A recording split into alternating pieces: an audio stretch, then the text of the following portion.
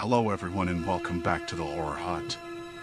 Before you drift off, it would be a nice idea if you could leave a comment to let me know where you are listening from. Please don't forget to give the video a like and subscribe to the channel.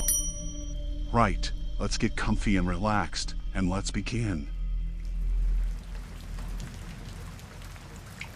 Story 1, Brewing Nightmares at the Java Junction. The bell above the door chimed an unsettling tune as I stepped into the dimly lit coffee shop, its warmth a stark contrast to the chill of the early morning outside. It was a modest place, sandwiched between a laundromat and a thrift store, its brick facade weathered and unassuming. A place where whispers and laughter mingled with the rich scent of brewing coffee. I sought solace in the familiar routine of my daily visits. The aroma was a balm for my frayed nerves. Yet, on this particular morning, something was off. The usual hum of conversation was muted, and the few patrons scattered around the room huddled over their drinks, eyes cast downward as if something heavy pressed upon their shoulders. I shrugged off the discomfort, a trick of my imagination, I reasoned. "Morning, Anna," greeted Martha, the barista with bright blue hair, her voice a soothing balm that almost drowned out the unease wrapping around me. Her smile, though strained, was genuine. She had always been a beacon of warmth in this cold world, and I appreciated her friendly demeanor. "Just a regular coffee, please," I replied, forcing a smile in return. As I waited, I glanced around. A couple sat at the corner table, their fingers entwined but their gazes distant. An older man sat alone by the window, his brow furrowed in thought, occasionally glancing at the door as if expecting someone. The tension in the room coiled tighter, suffocating. Martha handed me my drink, and I took a seat by the window, the sun peeking through the clouds, casting an eerie glow on the otherwise dreary street. I wrapped my hands around the warm cup, drawing in the rich aroma, but there was an edge to it, something metallic that clawed at my senses. I pushed the thought aside and took a sip, savoring the comforting bitterness. Minutes passed, the shop seemingly stuck in a time warp. The door swung open again, a gust of wind trailing in behind a tall figure. He was cloaked in a long, dark overcoat, his face obscured by a white-brimmed hat. The atmosphere shifted, the chime of the bell echoed louder, as if announcing an omen. I watched as he scanned the room, his eyes lingering on each patron, his scrutiny unsettling. I shifted in my seat, feeling exposed beneath his gaze. He approached the counter, exchanged a few hushed words with Martha, who nodded nervously. I couldn't catch the conversation, but the tension was palpable. The man turned, and for a fleeting moment, our eyes met. A shiver ran down my spine. His eyes were dark pools, devoid of warmth, yet there was something familiar about him. I couldn't shake the feeling that I had seen him somewhere before, though I couldn't place where. He took a seat at the table opposite mine, folding his hands on the surface, and stared out the window. I tried to return to my coffee, but my curiosity got the better of me. The way he sat there, rigid, as if waiting for something or someone, was unnerving. I glanced around the room. The couple had fallen silent, their fingers now pulled back as they watched the man with narrowed eyes. Something was wrong with the shop today. The air felt weighted, charged with an undercurrent of dread. I took another sip of coffee, but the metallic taste lingered, like blood on my tongue. I tried to shake off the sensation. It was just coffee, I told myself. Just coffee. The door swung open once again, and a figure stepped inside, pulling the cold air with them. My heart sank as I recognized her, Rachel, my friend from the neighborhood. But she looked different, her face pale and drawn, eyes wide like saucers. She hesitated at the threshold, then spotted me and hurried over. "Anna." "I'm glad you're here," she whispered, glancing back at the door, as if expecting it to close behind her. "I need to tell you something." I motioned for her to sit, my pulse quickening. "What's wrong?" She leaned in closer, lowering her voice. "There's something strange happening in this place." I swear I saw someone watching us last week. I thought it was just my imagination, but now her voice trailed off, and I noticed her hands trembling. Watching us. I pressed, suddenly feeling the weight of her fear seep into me. What do you mean? Rachel took a deep breath, her gaze darting towards the man in the dark coat. That man, she whispered. I saw him at the park. He was just standing there, staring. I thought he was harmless, but when I turned to leave, he followed me. I could feel my heart pounding in my chest, the hairs on my arms standing at attention. Are you sure it was him? I don't know, she admitted, her voice trembling. But the way he looked at me, there was something wrong. Something hungry. The couple at the corner table stood, their chairs scraping against the floor with an ear-splitting screech. They exchanged hurried words, their faces drawn tight with fear. I felt my breath hitch as the door swung open for the third time, and the cold wind poured in, carrying with it a sense of impending doom. Anna? Rachel's voice broke through my thoughts, her eyes wide with terror. We need to leave. Now! I nodded, the urgency of her tone snapping me back to reality. We stood, my coffee forgotten as I cast one last glance at the man. He was no longer staring out the window, his gaze was locked on us, an unyielding stare that sent chills racing down my spine. Before we could reach the door, the bell above it jingled again. Another figure entered, and my heart sank. The shop felt alive with an unseen presence, a gathering of shadows, and I knew in that moment that my safe haven had transformed into something monstrous. And then, the lights flickered. The morning after I stumbled into the coffee shop, the sun shone like a spotlight on the cracked sidewalk, yet the warmth outside felt distant, as if the world had muted its colors just for me. I had tossed and turned all night, images of the barista's haunted gaze invading my restless mind. The lingering scent of burnt coffee hung in the air even as I washed my face, struggling to shake off the dread that clung to me like a second skin. I had to return to the shop. Rationality battled with an inexplicable compulsion, a whispering urgency that urged me to seek answers. So I dressed, deciding it was better to confront the source of my anxiety than to let it fester in the corners of my thoughts. The bell above the door jingled as I entered the shop once more. The moment I stepped inside, I felt the temperature drop, the air thick with a heaviness that pressed against my chest. The glare of the overhead lights was harsh, illuminating the chipped tables and mismatched chairs that bore witness to countless conversations and secrets, while casting elongated shadows that danced across the floor. At first, I saw only a few regulars sitting at their usual spots, their fingers curled around steaming cups of coffee, faces buried in newspapers or the glow of their phones. But there was an unsettling stillness in the air, a tension that made the hairs on the back of my neck prickle. My stomach churned uneasily as I made my way to the counter, where the barista Mara stood, her expression as blank as the white walls behind her. "Good morning," I managed, forcing a casualness I didn't feel.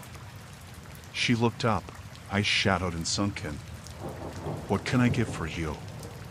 Her voice was flat, devoid of the warmth that I'd imagined would greet me.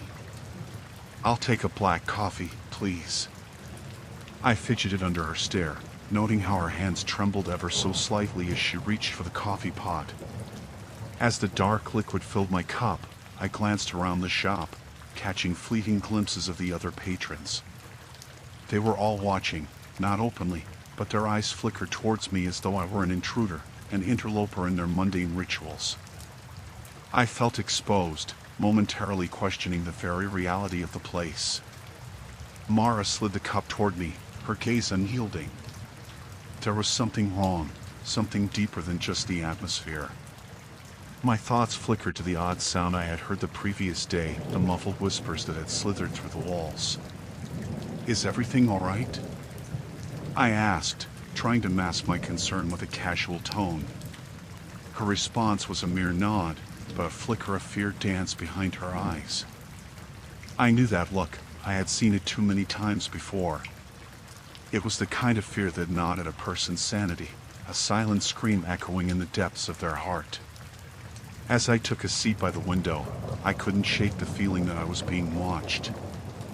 I sipped my coffee, its bitter warmth grounding me, but every gulp felt like swallowing stones. The other patrons had returned to their coffee and phones, but the tension in the air persisted like static electricity, waiting to snap. Mara busied herself at the counter, her movements mechanical. I noticed the way her fingers twitched, the way she cast furtive glances toward the back of the shop as if expecting something or someone to emerge from the shadows. The door swung open, and a man stepped inside, his presence commanding immediate attention. He was tall, dressed in a long coat that seemed to absorb the light around him, his hair dark and slicked back. As he approached the counter, I felt a chill race down my spine. Mara tensed, her breath hitching as he leaned in, murmuring something I couldn't hear. I watched as his lips curled into a smile, but it didn't reach his eyes. Those were the eyes of a predator. I leaned forward, straining to catch the conversation, but the shop around me began to fade into a blur. There was a heaviness in the air that wrapped around me, stealing my breath. The man's voice was low and smooth, as if he were weaving a spell. Whatever he said made Mara pale, and she nodded jerkily, glancing over her shoulder at the back of the shop. My heart raced as I stood up, unable to absorb the dread that enveloped me.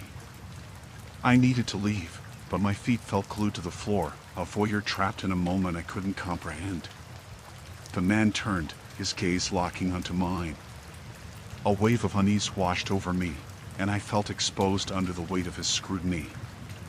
With an effort, I tore my eyes away and walked towards the door, but as I did, I heard Mara's voice, strained and panicked. "I can't do that. Not again." The words were raw, laced with desperation. I paused, uncertainty coursing through me. The man's smile widened, a predator savoring the cornered prey. I turned to see Mara's face, a mask of fear and resolve, and the realization hit me like a slap. There was something dark, something sinister happening within these walls. Before I could think, I pushed the door open and stepped outside, the bell above jarring me like a wake-up call. The sunlight enveloped me, but its warmth felt foreign against the chill that clung to my bones. I didn't stop to collect my thoughts. I walked, each step taking me further from the shadow of the coffee shop, yet I couldn't shake the sense that whatever darkness inhabited that place had followed me into the open air, lingering just out of sight, waiting for me to return. I settled into my usual corner of the coffee shop, the familiar scent of roasted beans mixed with the sweetness of pastries barely masking the unsettling memories of the past few days.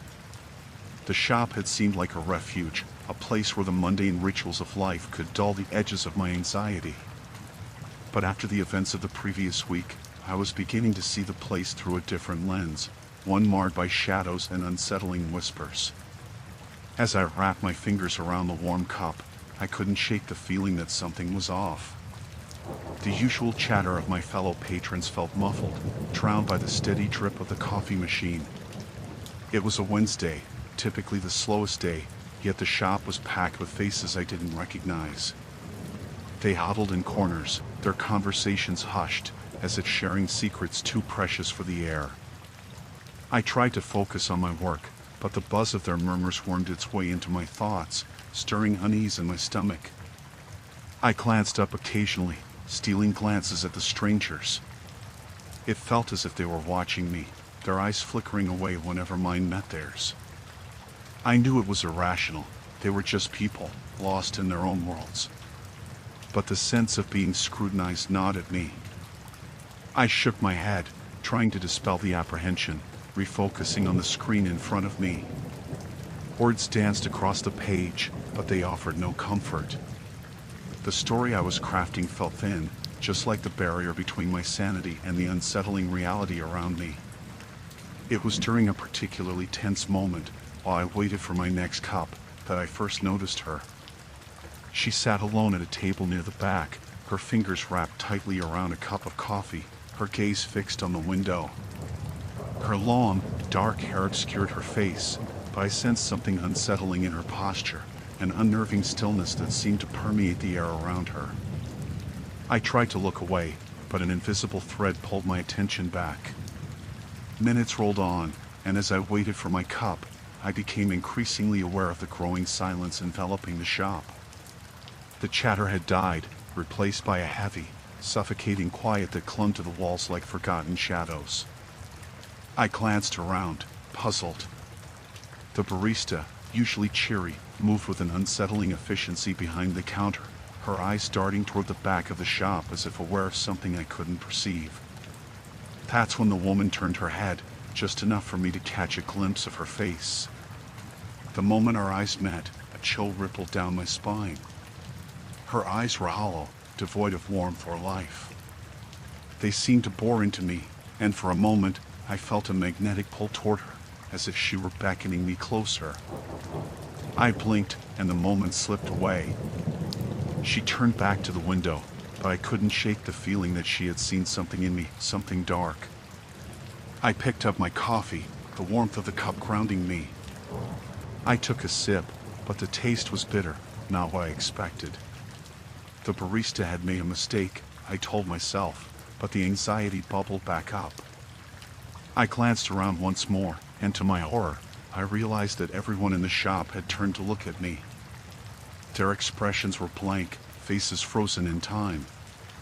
I felt exposed, stripped of the comforting veil of anonymity that once shrouded my visits to this place. "Excuse me," I stammered, attempting to weave my way through the stillness. But my voice felt weak, swallowed by the oppressive atmosphere.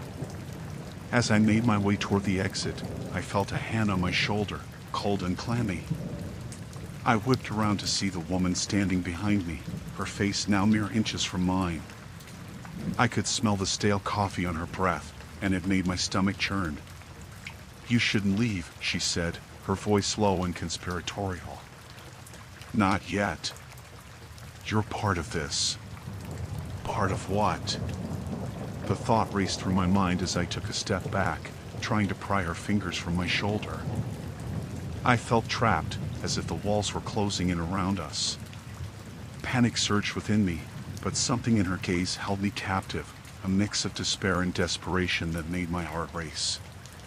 "Please, you have to understand," she continued, her voice edged with urgency.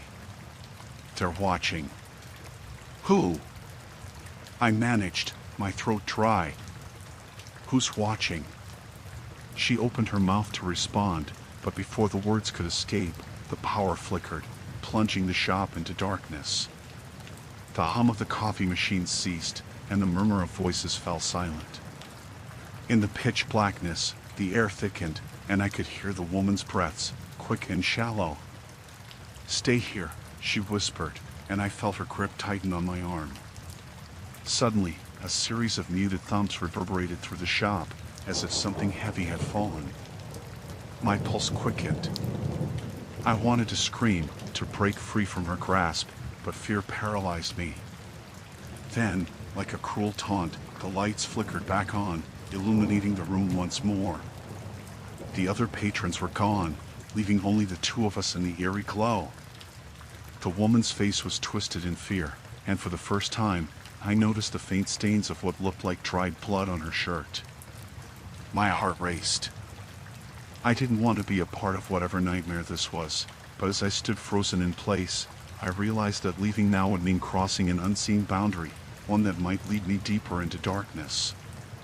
"You have to trust me," she urged, her voice barely above a whisper. "You're safe with me. But we need to get out now." I hesitated, my instincts battling against the growing dread. But as I scanned the empty shop, I felt the weight of her words.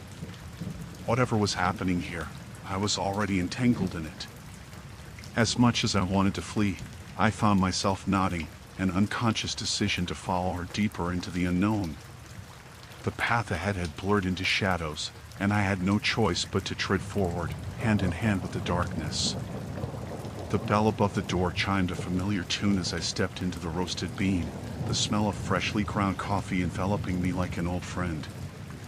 I had hoped that a warm cup would help me shake off the unease that had lingered since the incident with Tara.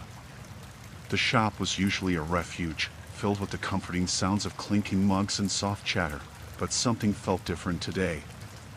The barista behind the counter was a young woman named Ella, her brown hair tied back in a simple ponytail. She was humming softly to herself as she prepared drinks, casting glances at the clock mounted on the wall. I ordered my usual, a black coffee, no sugar, and took a seat in the far corner, where I could watch the door. I still felt on edge, as if I were waiting for something ominous to unfold. With each sip, I tried to dispel the remnants of the day before. The way Tara had looked at me, her eyes wide with fear and disbelief, haunted me. I knew I should have been more supportive, but all I could think about was how quickly everything had spiraled out of control. I stared out the window, watching the rain trace patterns on the glass, when I noticed a figure standing under the awning outside. The man's face was obscured by the shadow of a hat pulled low over his forehead. My heart raced as he shifted back and forth, glancing nervously around as if he were waiting for someone. I returned my attention to my coffee, but the feeling of being watched was inescapable. The shop was quieter than usual, as if the rain had pulled the life out of its walls. A few patrons sat scattered at tables, but they were lost in their own worlds, unaware of the creeping tension that wrapped around me like a fog. Ella stepped away from the counter to refill a sugar container, and I took the opportunity to approach her. "Is it always this quiet here?" I asked, leaning casually against the counter. She looked up, a flicker of concern in her eyes. "It's usually busier, but the weather," she trailed off, glancing at the door. "People don't like to come out in the rain." My eyes darted back to the man under the awning. He hadn't moved, but his posture seemed more rigid, as if he were straining against an invisible force. I couldn't shake the sense that something was off. "Have you seen that guy outside?" I gestured toward the window. Ella followed my gaze, her brow furrowing. "I don't know." "He's been out there for a while, hasn't he?" "Yeah." I hesitated, feeling a knot tighten in my stomach. "He looks uneasy." "Maybe he's just waiting for a friend," she offered, but I could hear the doubt in her voice. The unease had crept into her demeanor, too. After a few more sips of coffee, I leaned back in my chair, forcing myself to breathe deeply. The rain thudded against the window, a steady rhythm that should have calmed me but only heightened my anxiety. I focused on the man outside again, watching as he shifted his feet, glancing around as if trying to ascertain whether anyone noticed him. Suddenly, he stepped forward, letting the awning drop behind him, and entered the shop. My heart lurched as the bell chimed, a dissonant note in the otherwise muted atmosphere. He scanned the room, his eyes landing on me for a brief moment before sliding away. I felt the urge to look away, as though the intensity of his gaze could pull me into a dark vortex, but I forced myself to maintain eye contact until he settled into a seat at a nearby table. He removed his hat, revealing unkempt dark hair. I was struck by the sharp angles of his face, the way his jawline seemed to pinch in a barely contained intensity. He looked around the coffee shop, his eyes narrowing as if he were assessing his surroundings. I tried to convince myself he was just another customer, but his movements were too rigid, too calculated for that. "Do you want anything else?" Ella asked, breaking my trance. I startled, shaking my head.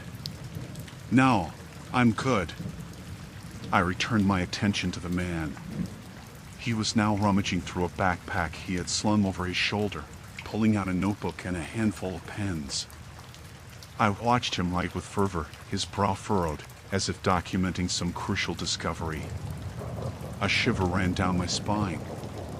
The way he scribbled so intensely reminded me of Tara's trembling hand, how she had been clenching it tight whenever she spoke about what she had seen. Anxiety built up within me, like a bomb just waiting to explode. Ella returned to the counter, and I leaned closer. "Do you know him?" I whispered, glancing at the man. "Not really," she replied, keeping her voice low. "He comes in every now and then, but he's never stayed this long." A sudden clap of thunder rattled the window, and I felt my heart race. The man looked up, his expression shifting to one of irritation. He slammed the notebook shut, and something flickered in his eyes of fear. Maybe? I couldn't tell. Ella turned toward him cautiously, but he was already standing up, his movement abrupt. He walked briskly toward the door, almost stumbling over his own feet, before exiting the shop, leaving the bell to chime helplessly behind him. A silence settled in the shop, and I exchanged a glance with Ella. "Something isn't right," I said, my voice a whisper. She nodded, her expression uncertain. "I'll go check on him, see if he's okay." "No!" The word burst from my lips, surprising both of us. I lowered my voice, glancing toward the door. "Let him be. Just let him go." Ella shifted uncomfortably, casting a glance toward the window. "You think he's dangerous?" I didn't know what to think. "I just don't trust him." The rain drummed a relentless rhythm outside, and as I took another sip of my coffee, a chill settled in my bones. I couldn't shake the feeling that today would reveal something I wasn't prepared for, something lurking just beneath the surface of this ordinary coffee shop. The door swung open again, and I felt the weight of dread settle upon my shoulders, wondering what would come through next. The rattling of the doorbell signaled my arrival to the coffee shop, a familiar sound that had once filled me with warmth and anticipation. Now, however, it felt like a prelude to a horror I could not yet articulate. I stepped inside, the scent of roasted beans mingling with something sharper, more acrid, a smell I couldn't place. It clung to the air like a warning. The place was unusually empty for that time of morning. Usually bustling with regulars and newcomers, the cafe now held only a few customers, their faces obscured by shadows and low light. I scanned the room, my unease growing as I noticed that Megan, the friendly barista from earlier, was missing. The only person behind the counter was an older man, hunched over the espresso machine, his fingers stained with dark brown. He seemed oblivious to my presence, his movements were mechanical, as if he were a part of the machine itself. I ordered a black coffee, my voice barely carrying over the whirring machines. The man grunted in response, hardly looking up.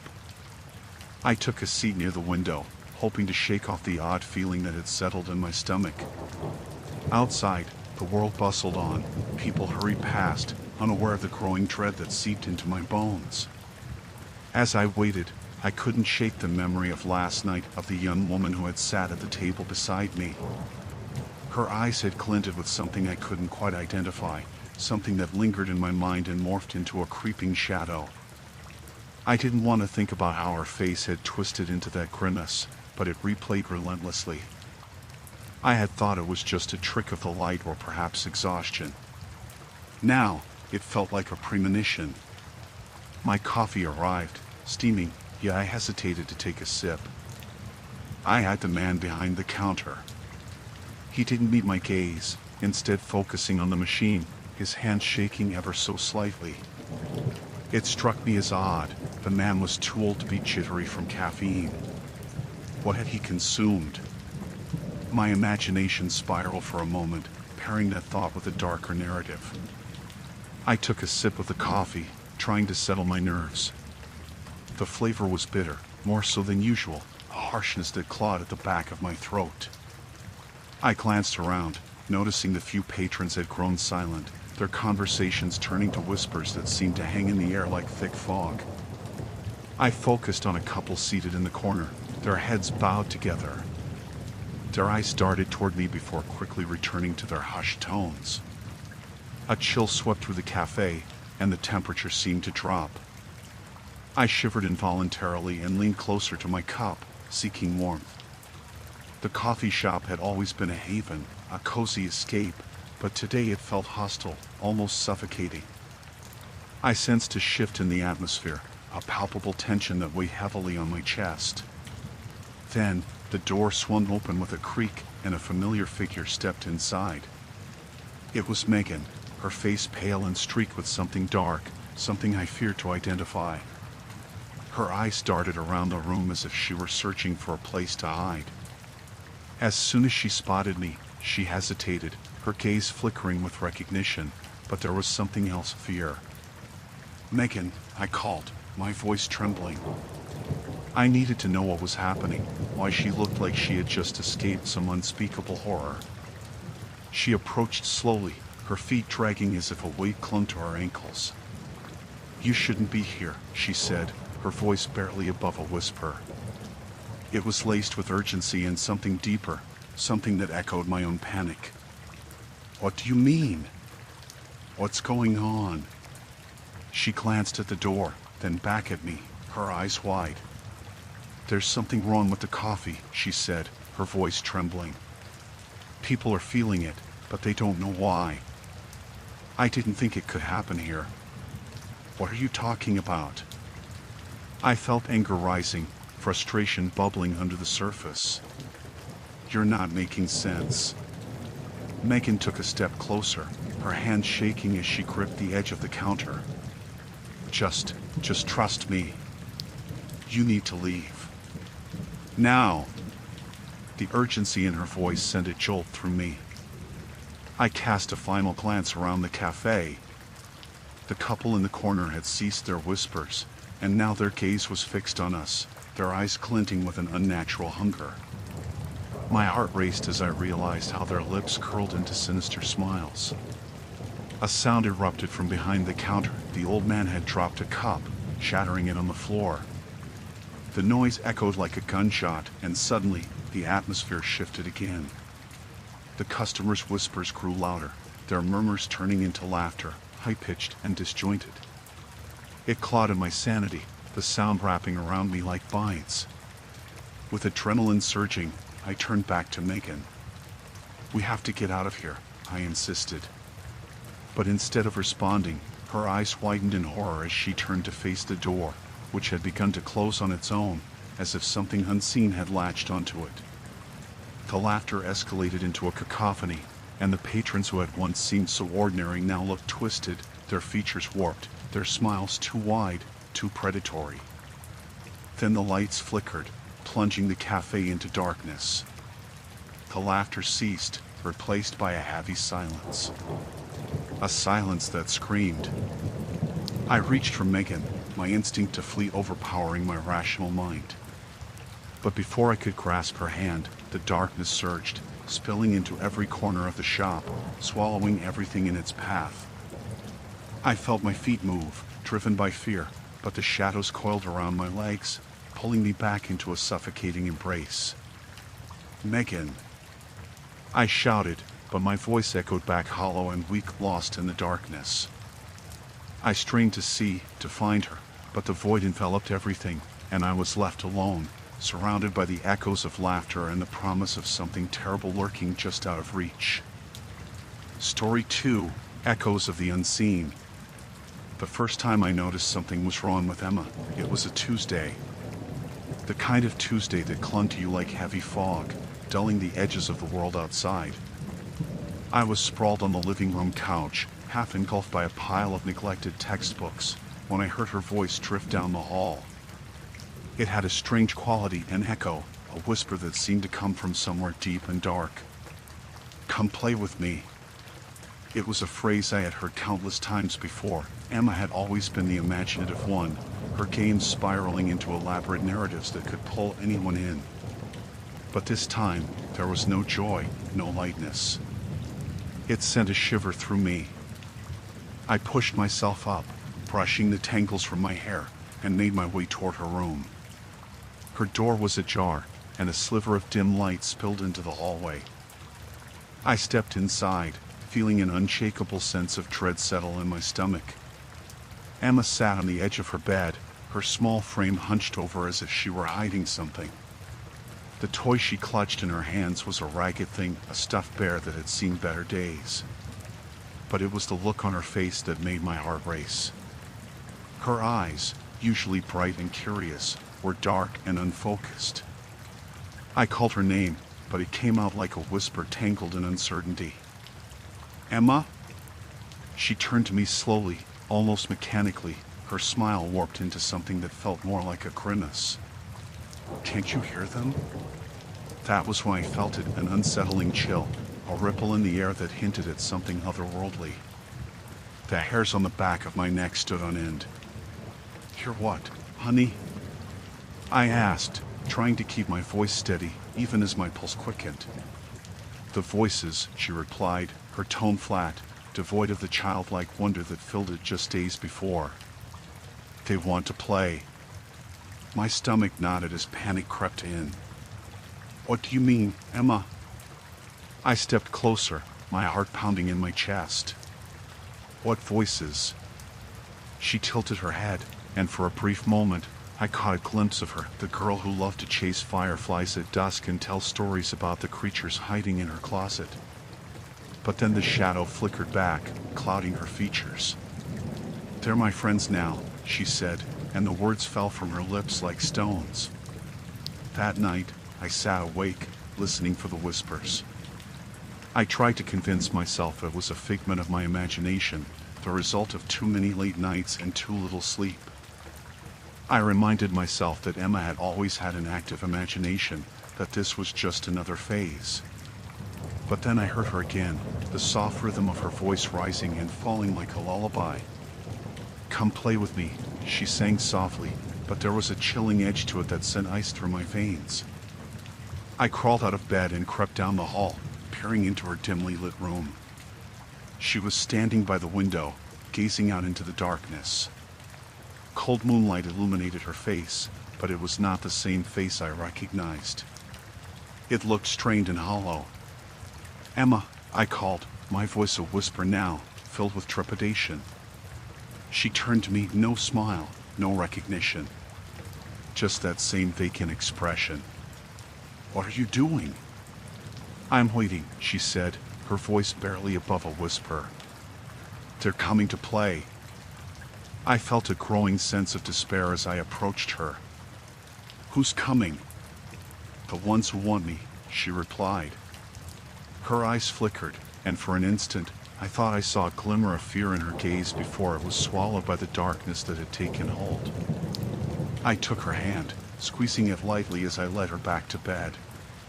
It's late, Emma. You should rest. As she crawled under the covers, I tucked her in, but the dread lingered. I sat on the edge of her bed, watching her for a while until the slow rhythm of her breathing settled into sleep. But I didn't sleep. I stayed, listening to the house, to the creaks and groans of wood settling, the distant rustle of leaves beyond the window. And somewhere in the back of my mind, a voice whispered to me, urging me to pay attention. Days turned into weeks, and slowly, things got worse. Emma's mood shifted from playful to sullen. She would stare into space for hours, as if lost in a world I couldn't reach. The voices grew louder, and I could hear her speaking softly to herself as she played alone in her room. I tried to engage her, to pull her back into our world, but it felt like chasing smoke. One evening, I caught her standing in front of the mirror in the bathroom, her reflection watching me with a knowing smile. I froze, my breath hitching in my throat. Emma? She turned slowly, and the vacant expression returned. They like the dark, she said, her voice low and chilling. They tell me secrets. Fear clawed at my insides. I couldn't ignore it any longer. I decided to speak to our neighbor, Mrs. Henderson, who had lived in the house next door for decades. She was known for her old wives' tales and whispered warnings, her eyes glimmering with a knowledge that felt both terrifying and necessary. When I knocked on her door, she opened it with a knowing look, as if she had been expecting me. I could sense something heavy in the air, a weight of unspoken truths. Your daughter, she said slowly, is not herself. You need to be careful. Her words sent a shiver down my spine, and I felt a rush of panic. What do you mean? Haven't you seen the signs? The changes? There are things that latch onto the innocent child, You must act before it's too late. The words hung between us, heavy with dread, and I knew that regardless of my disbelief, I had to do something. A darkness was creeping into our lives, and it was time to confront it before it consumed everything we held dear. The chill in the air had settled heavier after the sun dipped below the horizon. I sat in my dimly lit living room, wrapped in a blanket, staring at the flickering candle on the table. My thoughts drifted back to the events of the previous week, the terrifying confrontation that left me shaken and questioning my own sanity. It felt like a ghost had slipped into my life, haunting every corner of my mind. A soft knock echoed through the stillness, jolting me from my reverie. It was too late for visitors, and the thin wall seemed to draw nearer, amplifying the sound. I hesitated, my heart racing. Another knock, more insistent this time. I stood up slowly, the blanket slipping from my shoulders, and moved cautiously toward the door. Through the peephole, I could barely make out a figure, cloaked in shadows. It was a woman, her hair cascading over her shoulders like a dark waterfall. I took a deep breath and opened the door. "Can I help you?" I asked, trying to sound composed even though my throat felt tight. "Are you Sarah?" she asked, her voice barely above a whisper. I nodded, instinctively stepping back. "My name is Elena," she continued, her eyes wide and serious. I was told you may need help." "Help? With what?" My brow furrowed, curiosity battling with caution. She stepped inside without waiting for an invitation, glancing around as if appraising the room. "I know what you've experienced," she said, her voice trembling. "The occurrences, they're not just your imagination. You need to understand that." A chill ran down my spine. I wanted to slam the door behind her, to shut out this intrusion, but something about her presence felt urgent. "I don't know what you're talking about," I lied, though my voice quivered. "I saw the signs," she insisted, turning to face me fully. "The way your friend reacted at the cafe. The things he said, things that made no sense. I've been watching you since then." "What do you mean, watching me?" Panic coursed through my veins.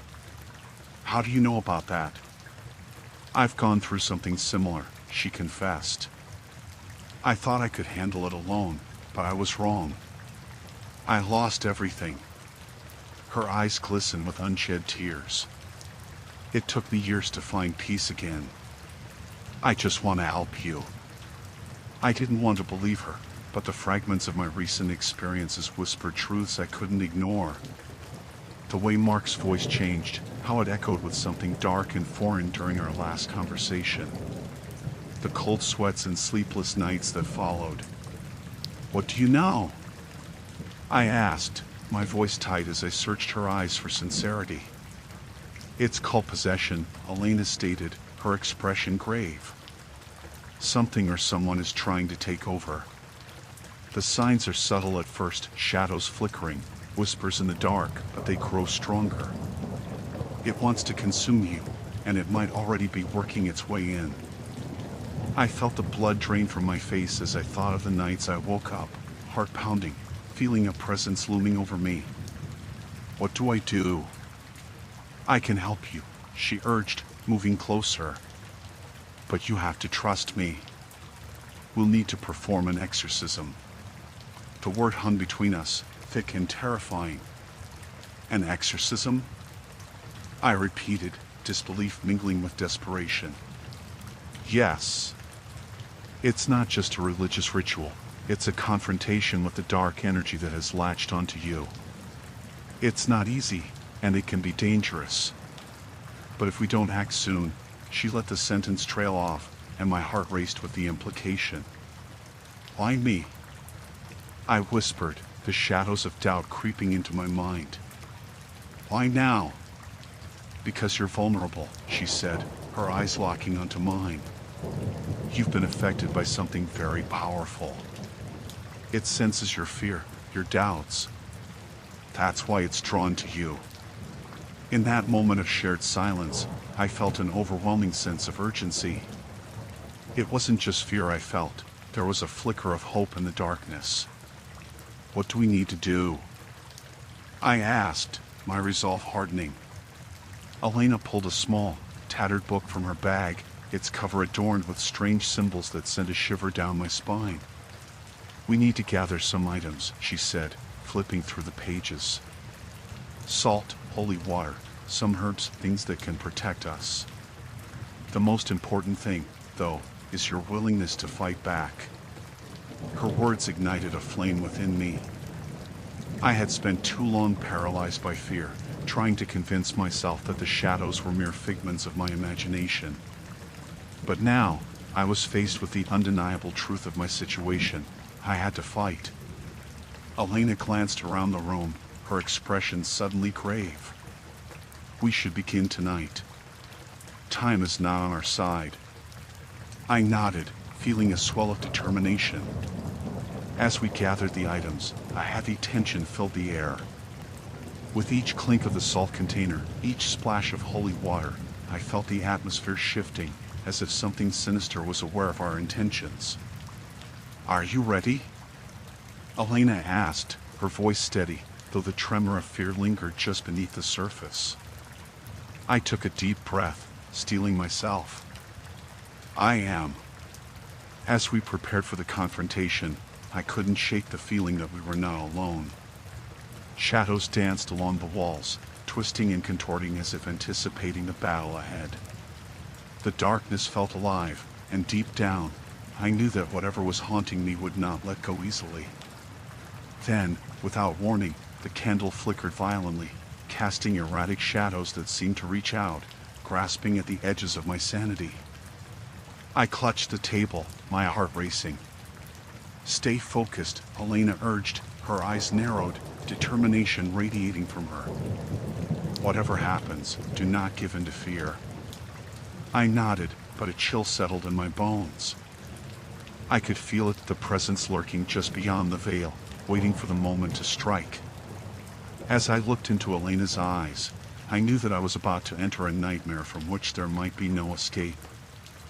The dawn light slipped through the cracks in the old wooden blinds, casting striped shadows across the floor. I stirred awake, confusion blanketing my mind like a heavy fog. The events of the previous day clawed at the edges of my memory. I pushed myself upright, the remnants of sleep clinging to me, and glanced around the room. Everything felt normal, too normal. The air was still, almost too still, as if even the house itself was holding its breath. I pulled myself out of bed, trying to shake off the eerie feeling that had settled in my bones. My parents had left for work, and I welcomed the solitude, thinking it would give me time to process what had happened.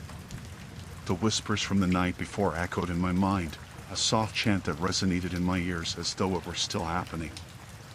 I tried to convince myself it was just my imagination, a side effect of too much horror fiction. Yet, an unsettling thought lingered. What if there was something more? Breath hitching in my throat, I shuffled to the kitchen. The sunlight flooded in, illuminating the muted colors of the place I had called home for years. I poured a cup of coffee, hoping the familiar taste would steady my nerves. As I leaned against the counter, I felt a chill crawl up my spine. A shiver rippled through me, and I wrapped my arms around myself, trying to ward off the cold. I tried to forget about the night, but the feeling of being watched was inescapable. I glanced at the hallway leading to the living room, where the shadows seemed to deepen. I pushed the thought away, reminding myself that I was being paranoid. Voices in the dark weren't real. I was safe here. But just as I took a sip of my coffee, the hairs on the back of my neck rose. I heard something, a faint tapping, like fingernails on wood. My heart raced as I set the mug down and stepped cautiously into the living room. The air felt charged, heavy, as if I had entered a different world entirely. I hesitated, listening intently, and there it was again, a soft, insistent knock, coming from the basement door. For a moment, I stood frozen. Everything in me screamed to run, to lock the door and pretend I hadn't heard it. But some unseen force pulled me closer. I edged toward the basement door, the wood cold beneath my fingertips as I grasped the knob. It felt wrong, as if opening it would unleash something I couldn't comprehend.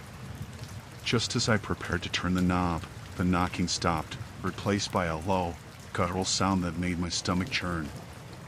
It reverberated through the floorboards, echoing in my chest. I stumbled back, heart pounding, thoughts racing. Hadn't my parents warned me about the basement? It's just an old storage space, they'd said. Nothing down there but dust and memories. Yet the darkness beyond that door seemed to pulse with life. I turned to leave, but the door creaked open slightly as though inviting me in. I stared at the cracked wood, my mind swirling with doubt.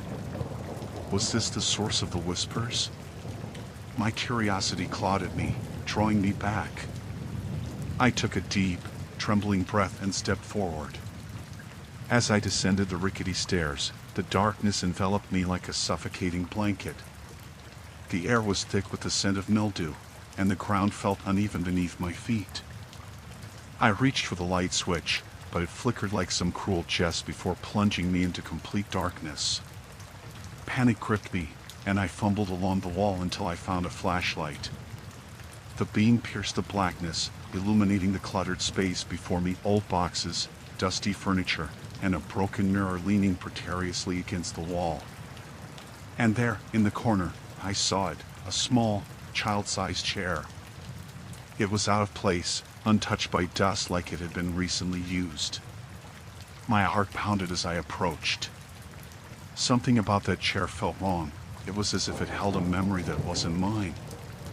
I could almost hear the laughter of a child echoing in my mind, but it quickly shifted into a low, mocking chuckle that made my skin crawl. I stumbled backward, the flashlight shaking in my grip. The basement door slammed shut above me with a resounding thud, plunging me into a darkness so profound it clawed at my sanity. My breath came in frantic gasps, panic rising in my throat. The flashlight flickered, casting erratic shadows that danced around the room like specters. Suddenly, the child's chair moved, scraping against the concrete floor with a sound that sent ice coursing through my veins. I froze, staring as the chair rocked back and forth, though no one was there. "Stop it," I whispered, my voice barely audible over the pounding of my heart. "This isn't funny." But the rocking intensified, and I felt it then, a deep, gnawing fear that wrapped around my chest like a vice, cutting off my breath. A whisper curled through the air, low and sinister, wrapping around my thoughts. "Help me." I stumbled back toward the staircase, but the shadows seemed to shift, blocking my path.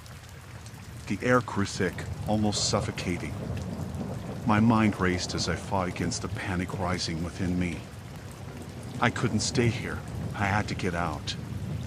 As I turned to flee, the light flickered one last time before sputtering into darkness, leaving me in complete silence except for the echoing whispers that filled the air. In that suffocating void, I realized I was now alone.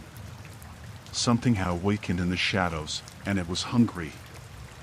The air in the room felt thick, almost viscous, as if it had absorbed the fear that seeped from the very walls. I sat on the edge of my bed, hands clasped tightly in my lap, as the late afternoon sun cast long shadows across the floor. My breath quickened with each passing minute, tightness coiling in my chest. I couldn't shake the feeling that the darkness had returned, creeping into my mind during the moments when I let my guard down. It had been a week since the first incident in the attic, and I had done everything I could to distract myself. I attended classes, tried to focus on my work, and even reached out to old friends, but each interaction felt hollow, as if a part of me had been carved out. The whispers, subtle at first, had grown louder, a constant undercurrent that buzzed beneath my thoughts. I felt their presence, lurking just out of sight, taunting me, urging me to discover what lay beneath the surface. When I closed my eyes at night, I was haunted by visions of that girl, the one whose eyes glinted with malevolence, the one who had taken hold of my mind. I could still hear her laughter, twisting and contorting in my dreams, a sound both enchanting and terrifying. I had never met her, but I felt the weight of her existence pressing against my soul, as if she were pulling me into her darkness. It was on a rainy evening when the turning point came. The storm raged outside, sheets of rain lashing against my bedroom window, and thunder rolled through the air like an angry beast. I had decided to confront the fear that had clung to me for days, armed only with a flashlight and the resolve to investigate the attic again. Every logical part of me screamed to stay put, but I was sick of being a prisoner in my own mind. I climbed the creaking staircase, each step a reminder of the dread that awaited me. The attic door loomed ahead, its surface scarred and aged, the latch cold beneath my fingertips. I hesitated, my heart racing. I could turn back.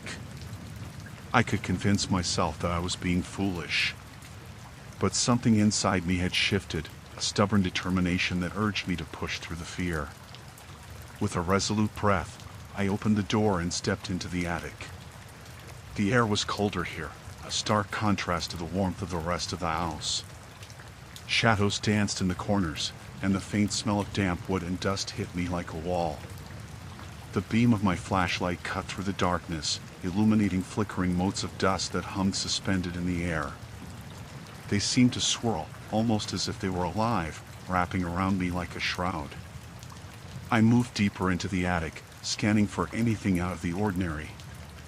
My heart pounded in my ears, a relentless drum that echoed in the silence. I paused as my gaze fell upon an old trunk tucked against the wall, its leather cracked and worn. Something about it drew me in. I approached cautiously, my flashlight illuminating the tarnished latch that held it closed. When I lifted the heavy lid, dust erupted into the air, swirling around me like the whispers in my mind. Inside lay an assortment of items, a faded quilt, yellowed photographs, and a small, ornate mirror, its surface clouded with age.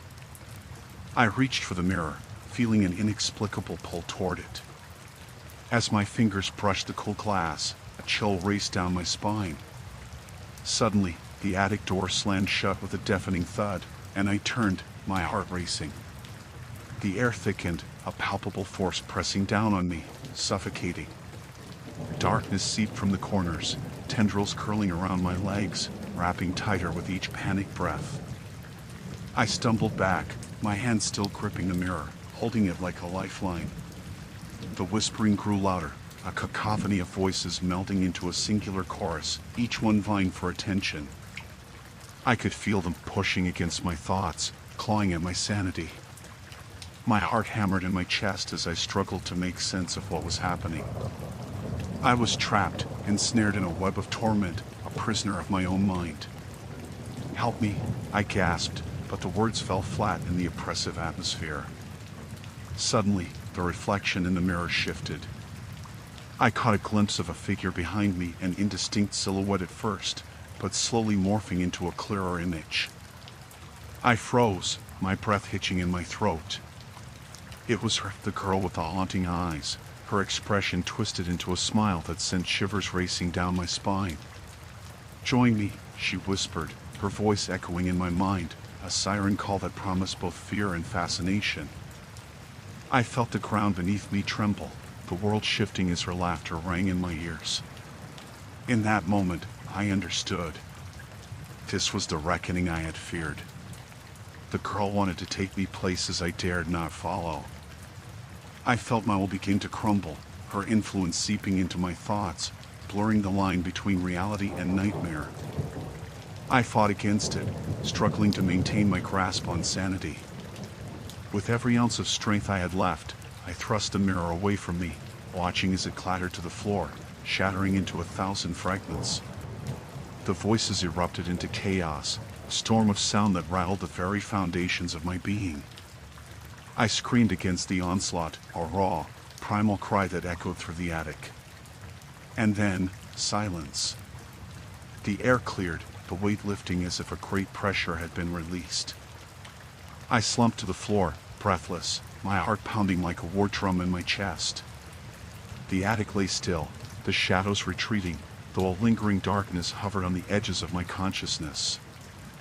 I sensed it, felt it coil and twist like a serpent waiting for another opportunity to strike. I crawled toward the door, forcing myself to stand.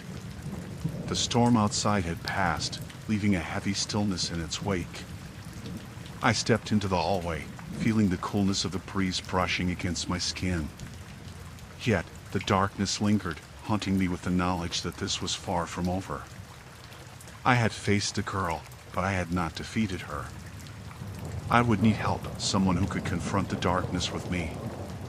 The thought sent a tremor of dread through me, but I knew I couldn't face it alone. It was time to seek out those who understood the darkness, those who had battled it before. I needed to find an exorcist. The battle was just beginning, and I feared it would demand far more than I was willing to give. The air in the cabin was thick with unresolved tension, a palpable heaviness that pressed in on me from all sides. I had spent countless nights replaying the events of the past month in my mind, but nothing could have prepared me for the eerie silence that settled over the space now. I could hear the wind howling outside, a low, mournful sound that seemed to echo the turmoil within me. It was as if the elements were conspiring to keep me confined, trapped in a room where the boundaries between reality and nightmare blurred. I had made the mistake of thinking I could contain it. The entity that had latched onto my brother was growing stronger, feeding on his pain and fear. At times, I could still hear his laughter, once bright and infectious, now twisted and mocking. I was losing him, piece by piece, and every day brought with it a new revelation, a new horror that chipped away at my resolve.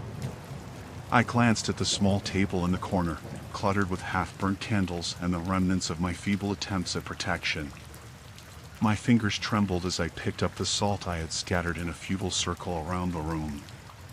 It was meant to trap the malevolence, to safeguard me against whatever had hijacked my brother's spirit. Yet I felt it creeping closer each day, its cold breath a constant reminder of my impotence. It had been a week since I last spoke with Father Mitchell. His words resonated in my mind, a mantra I couldn't escape. Sometimes the darkness is not what you see, but what you feel. He had warned me about the dangers of confronting such evil.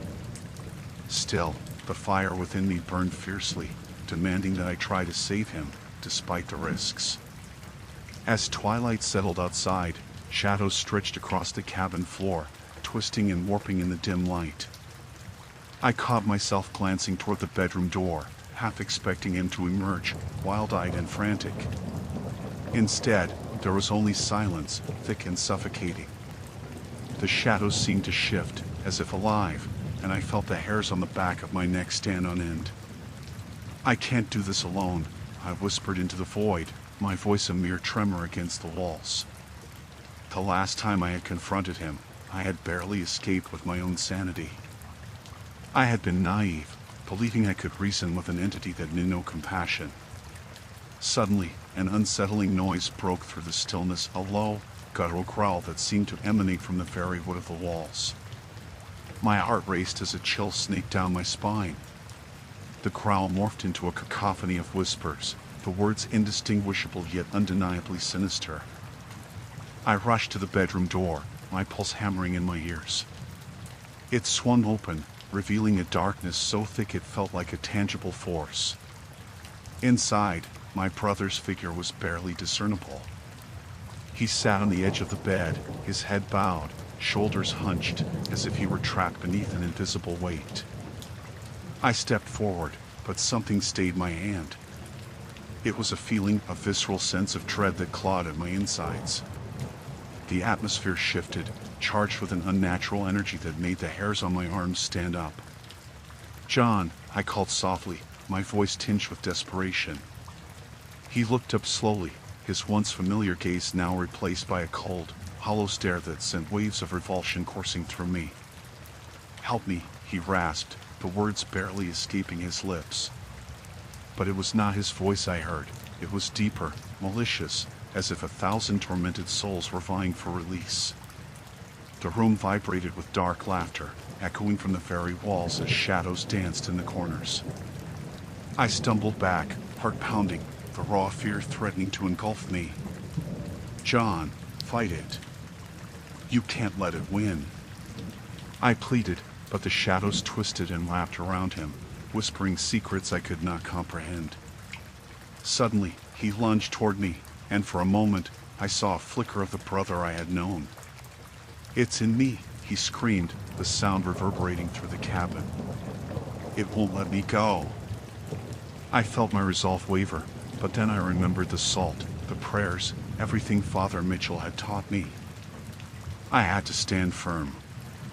I had to confront this evil. "I can help you," I said, my voice steadier than I felt. "We can fight it together." At my words, a ferocious growl erupted from his throat, followed by a blinding glare that pierced through the dim light. "You think you can save me?" he hissed, the voice no longer his own. "You are nothing. You are weak."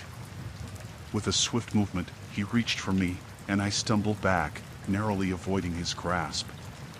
Something deep within me snapped. I grabbed the salt from the table, letting it spill into a line across the threshold of the doorway.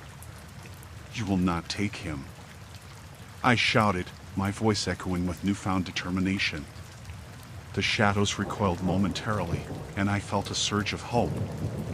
"In the name of whatever light remains in you, I command you to leave." I spread my arms wide, salt glimmering against the encroaching darkness. A furious wind whipped through the room, extinguishing the candles as the shadows convulsed. The growl intensified, morphing into a cacophony of screams that clawed at my sanity. "You cannot banish me." "I am eternal," it roared, echoing with 1,000 voices, drowning out my cries. But I pressed on, feeling the very essence of my brother beneath the torment. "John, I'm here. Fight." I screamed, the salt shimmering like a barrier against the encroaching darkness. In an instant, the shadows recoiled, and I saw a brief flicker of light in John's eyes, a glimmer of recognition. "Help me," he shouted, desperation lacing his voice. And then the laughter erupted again, cutting through the air like a knife. I felt the ground beneath me tremble as I held my ground, praying that the strength of my love could pierce the darkness. The battle was far from over, but as long as I had breath, I would fight for my brother and for the light that still flickered in the depths of despair. Story 3: Midnight Chimes of the Unseen. The fluorescent lights flickered overhead, casting a sickly glow across the empty hallway. I had always thought night shifts in a hospital were the stuff of urban legends, tales whispered between interns about ghosts haunting the long, sterile corridors. Yet here I was, a fresh graduate, assigned to the graveyard shift in the oncology unit. I glanced at my watch. It was only 10 o'clock, but it felt like I had already been on my feet for hours. The first few hours had been the same routine, checking vitals, administering medication, and ensuring the patients were comfortable. Most of them were asleep, their faces pale in the harsh light, the rhythmic beeping of machines punctuating the stillness.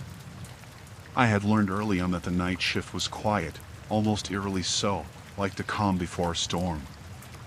I made my rounds, trying to ignore the creeping sense of unease that settled in my stomach like a lead weight.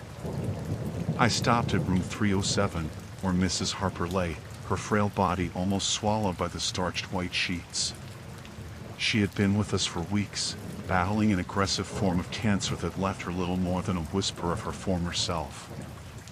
I adjusted the blanket around her, noting how peaceful she looked, as if sleep had finally claimed her. A soft click interrupted the silence. The door to the room creaked open, almost hesitantly. Dr. Sands, the night supervisor, slipped inside, his eyes scanning the monitors. He had an air of authority about him, but there was something in his demeanor that unsettled me. Perhaps it was the way he lingered at the threshold, as if he hesitated to enter.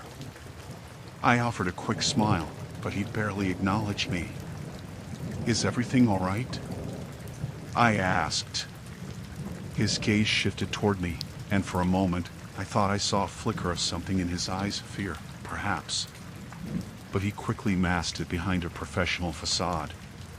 "Just checking in," he replied, his voice low and controlled. Keep an eye on her vitals.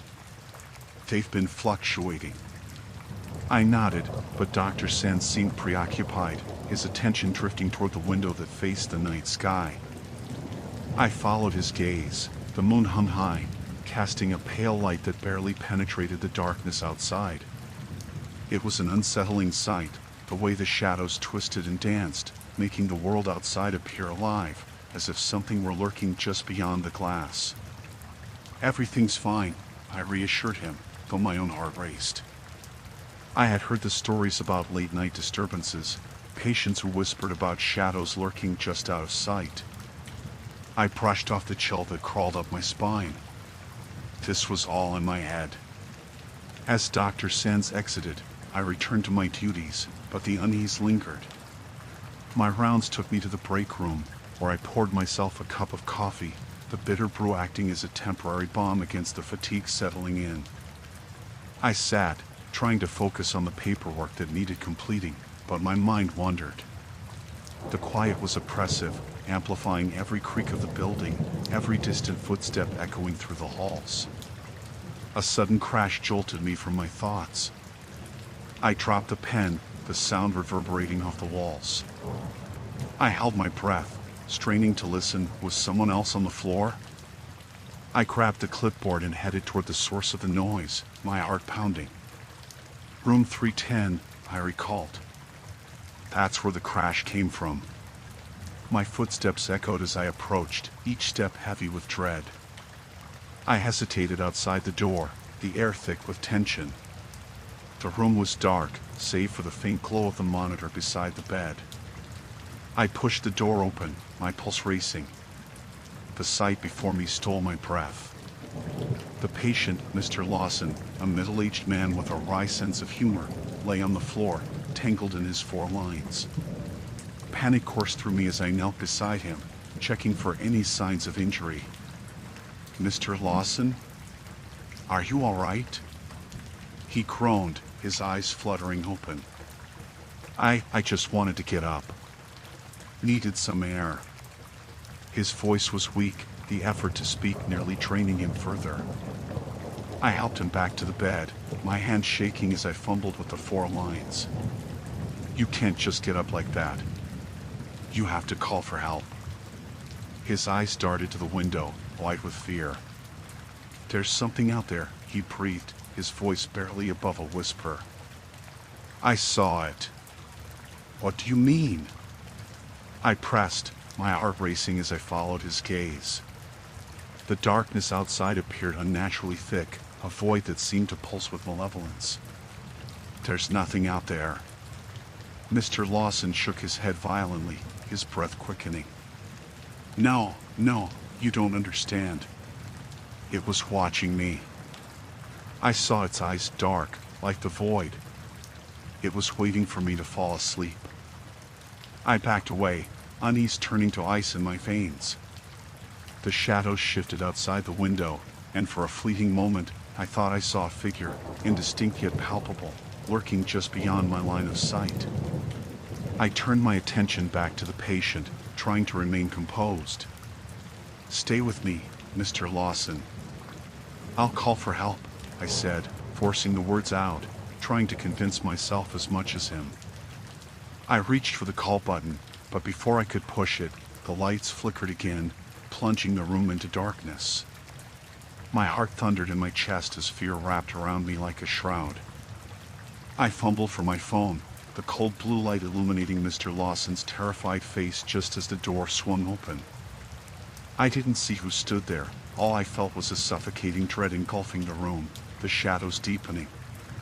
Someone or something was here with us, and I wasn't sure we would make it to the morning. The cool, sterile air of the hospital felt more suffocating than ever as I settled into my night shift. The fluorescent lights buzzed overhead, casting a sterile glare across the hallway.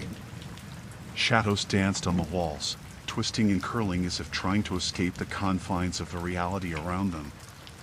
It was just past 11, and the weight of the night pressed down, thick and oppressive. I positioned myself at the nurse's station, surrounded by the hum of machinery and the muted beeping of monitors. There were only a few patients to check on that night, the kind of night where every sound seemed amplified in the stillness. I had just pulled out a book, its dog-eared pages promising a distraction from the eerie quiet, when I heard the faint shuffle of footsteps echoing down the hall. I glanced up, expecting to see a fellow nurse or perhaps a doctor making their rounds. Instead, I found the corridor empty, illuminated only by the flickering lights that seemed to stutter with every passing second. I shook my head, convinced it was just my imagination playing tricks on me. Late nights had a way of bending reality, making the mundane feel sinister. My watch read 11:25 when I finally stood to do my rounds. The first room I entered was dimly lit, the patient inside asleep, a peaceful expression softening the lines of her face. I checked her vitals and recorded the readings, feeling a twinge of unease as I caught sight of shadows shifting beyond the glass panel of her door. I stepped out and froze. A figure stood at the far end of the hall, cloaked in darkness. Although the person was too far away to make out any features, the silhouette felt familiar. My heart raced as I squinted, but the figure vanished in an instant, swallowed by the shadows lurking around the corner. I dismissed it as a trick of the light or my own fatigue. The night dragged on, the hours slipping past like water through my fingers. Each time I returned to the station, I felt that same unsettling presence, as if someone or something was watching from the edges of the darkness. I could almost hear the whispers, ghostly and unintelligible, brushing against my ears. At 2 a.m., I took a deep breath and made my way to the break room, hoping a cup of coffee might jolt me awake. The flickering fluorescent lights in the break room cast erratic patterns against the walls, and the silence was deafening. I poured myself a cup, the rich aroma briefly comforting me in the oppressive atmosphere. As I leaned against the counter, I heard it again, a soft shuffling, almost like someone dragging their feet along the linoleum floor. My stomach dropped, and I hesitated, the warmth of the coffee cup contrasting sharply with the chill creeping up my spine. I stepped out of the break room, my heart pounding louder than the mechanical beeping of the monitors. With each step down the hall, the whispers grew louder, echoing off the sterile walls. I turned the corner, bracing myself to confront whoever or whatever was lurking, but found nothing. The corridor stretched before me, empty and silent like a grave. I reached the room of the patient I had checked earlier, and a chill gripped me. The door was ajar, swinging gently as if inviting me in. I pushed it open wider and stepped inside, feeling an unshakable feeling of dread settling over me. The woman was still asleep, but the covers had been pulled down, exposing her frail body. Something shifted in the corner of my vision, and I turned sharply, expecting to see someone standing there. Nothing. The shadows flickered, and I felt a cold breeze brush past me. My breath quickened, and my instinct screamed at me to leave. As I retreated to the door, I heard it, a soft whisper, just behind me. "Help me." I spun around, my heart hammering against my ribs. But the room was empty, the patient oblivious to whatever horror had unfolded. I stumbled back, nearly falling into the hallway, my heart racing. This wasn't normal. The night shifts had always been quiet, but this felt different, tinged with a malignancy I couldn't understand. I rushed back to the nurse's station, my mind racing with questions. Had I imagined the voice? Was this fatigue getting to me? Or was something truly wrong at this hospital? I grabbed my phone, wanting to call someone, anyone, to shake this creeping fear that was now rooted in my chest. As I stared at the screen, my finger hovering over the call button, the lights flickered ominously. The power surged, plunging the hallway into darkness. Panic surged within me as I fumbled for the flashlight in my bag, the beam piercing through the murky shadows. I glanced around, feeling more isolated than ever, the silence swallowing me whole. Suddenly, the emergency lights kicked on, bathing the hall in a sickly yellow glow. I took a deep breath, forcing myself to calm down. I needed to focus. I needed to check on the patients. I headed to the nearest room, but as I turned the corner, I saw it again. The figure, standing at the end of the hall, cloaked in darkness. I called out, my voice wavering, "Hello? Who's there?" No answer came, only the oppressive silence that followed. The figure shifted slightly, and I felt a familiar prickle of fear. I took a tentative step forward, and the figure vanished again, slipping away into the shadows. This was becoming unbearable. I returned to the nurse's station, my fingers shaking as I noted the strange incidents in the logbook. Time dragged on, and with each passing minute, the shadows felt closer, the whispers more insistent. I couldn't shake the feeling that something was coming, something that had been waiting for me in the darkness. As the clock inched toward 3 a.m., I knew one thing for certain. I had to make it through this shift, or I might never leave. The unsettling realization settled in my gut, heavy and cold. I wasn't alone in this hospital, and whatever was lurking in the shadows had its eyes firmly fixed on me. The fluorescent lights hummed above me, flickering intermittently, casting unsettling shadows that danced across the sterile walls. I had learned to despise that sound, the low, intermittent buzz that gnawed at my concentration like an annoying fly. It had only been a week since I had started my night shift at Fairview Hospital, and the unease had already seeped into my bones. I had assumed that a night shift in the quiet corridors of a hospital would be uneventful. My previous experiences in the day shift had been filled with the usual hustle and bustle, patients in and out, nurses chatting, even the occasional laughter echoing down the hall. But the night shift was different. It harbored an oppressive silence, punctuated only by the occasional distant cries or whispers. No laughter here, just the low moans of the sick and the soft scuffling sounds of feet shuffling along the floor. The clock on the wall ticked toward 2 a.m. The night felt heavy, a thick blanket that pressed down on my chest. When the phone rang at the nurse's station, I nearly jumped out of my skin. I picked up the receiver, my heart racing. "Nightingale Ward," I answered, forcing a calmness into my voice despite the tremor in my hands. "Need you in room 213, a voice crackled on the line. It was Emily, one of the night nurses. There was a pause before she added, It's urgent." My stomach twisted as I grabbed a stack of notes from the desk.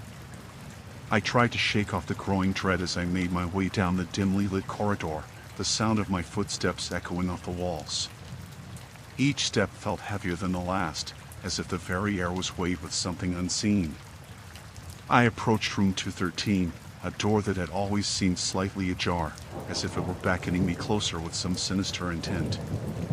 I pushed it open and walked inside, the soft click of the door behind me sounding alarmingly loud in the stillness. Inside, only the soft beeping of the heart monitor broke the silence. A frail silhouette lay on the bed, barely visible in the pale light. It took me a moment to recognize her. Mrs. Harrington, a long-term patient who had been in and out of consciousness for weeks. Emily stood beside the bed, her expression pale and strained. "She's been mumbling," Emily said, glancing back at the patient. "I can't make out most of it, but it's unsettling." I stepped closer, peering down at Mrs. Harrington. Her eyes flickered open for an instant, wide with something that sent chills racing down my spine. They're here, she murmured, her voice barely a breath. "Who's here, Mrs. Harrington?" I asked gently, trying to keep my tone soothing. She didn't seem to hear me. Her eyes darted around the room, unfocused and frantic, as if she were searching for something or someone. "The shadows, they're coming," she rasped, a shiver running through her frail body. "Shadows?" I repeated, glancing at Emily, who avoided my gaze, her own eyes wide with fear. I took a deep breath, willing myself not to succumb to the rising anxiety. "It's just the medicine, Mrs. Harrington. You're safe here." With each word, I felt the weight of my own insincerity. The hospital, once a place of safety, now felt like an echo chamber of dread.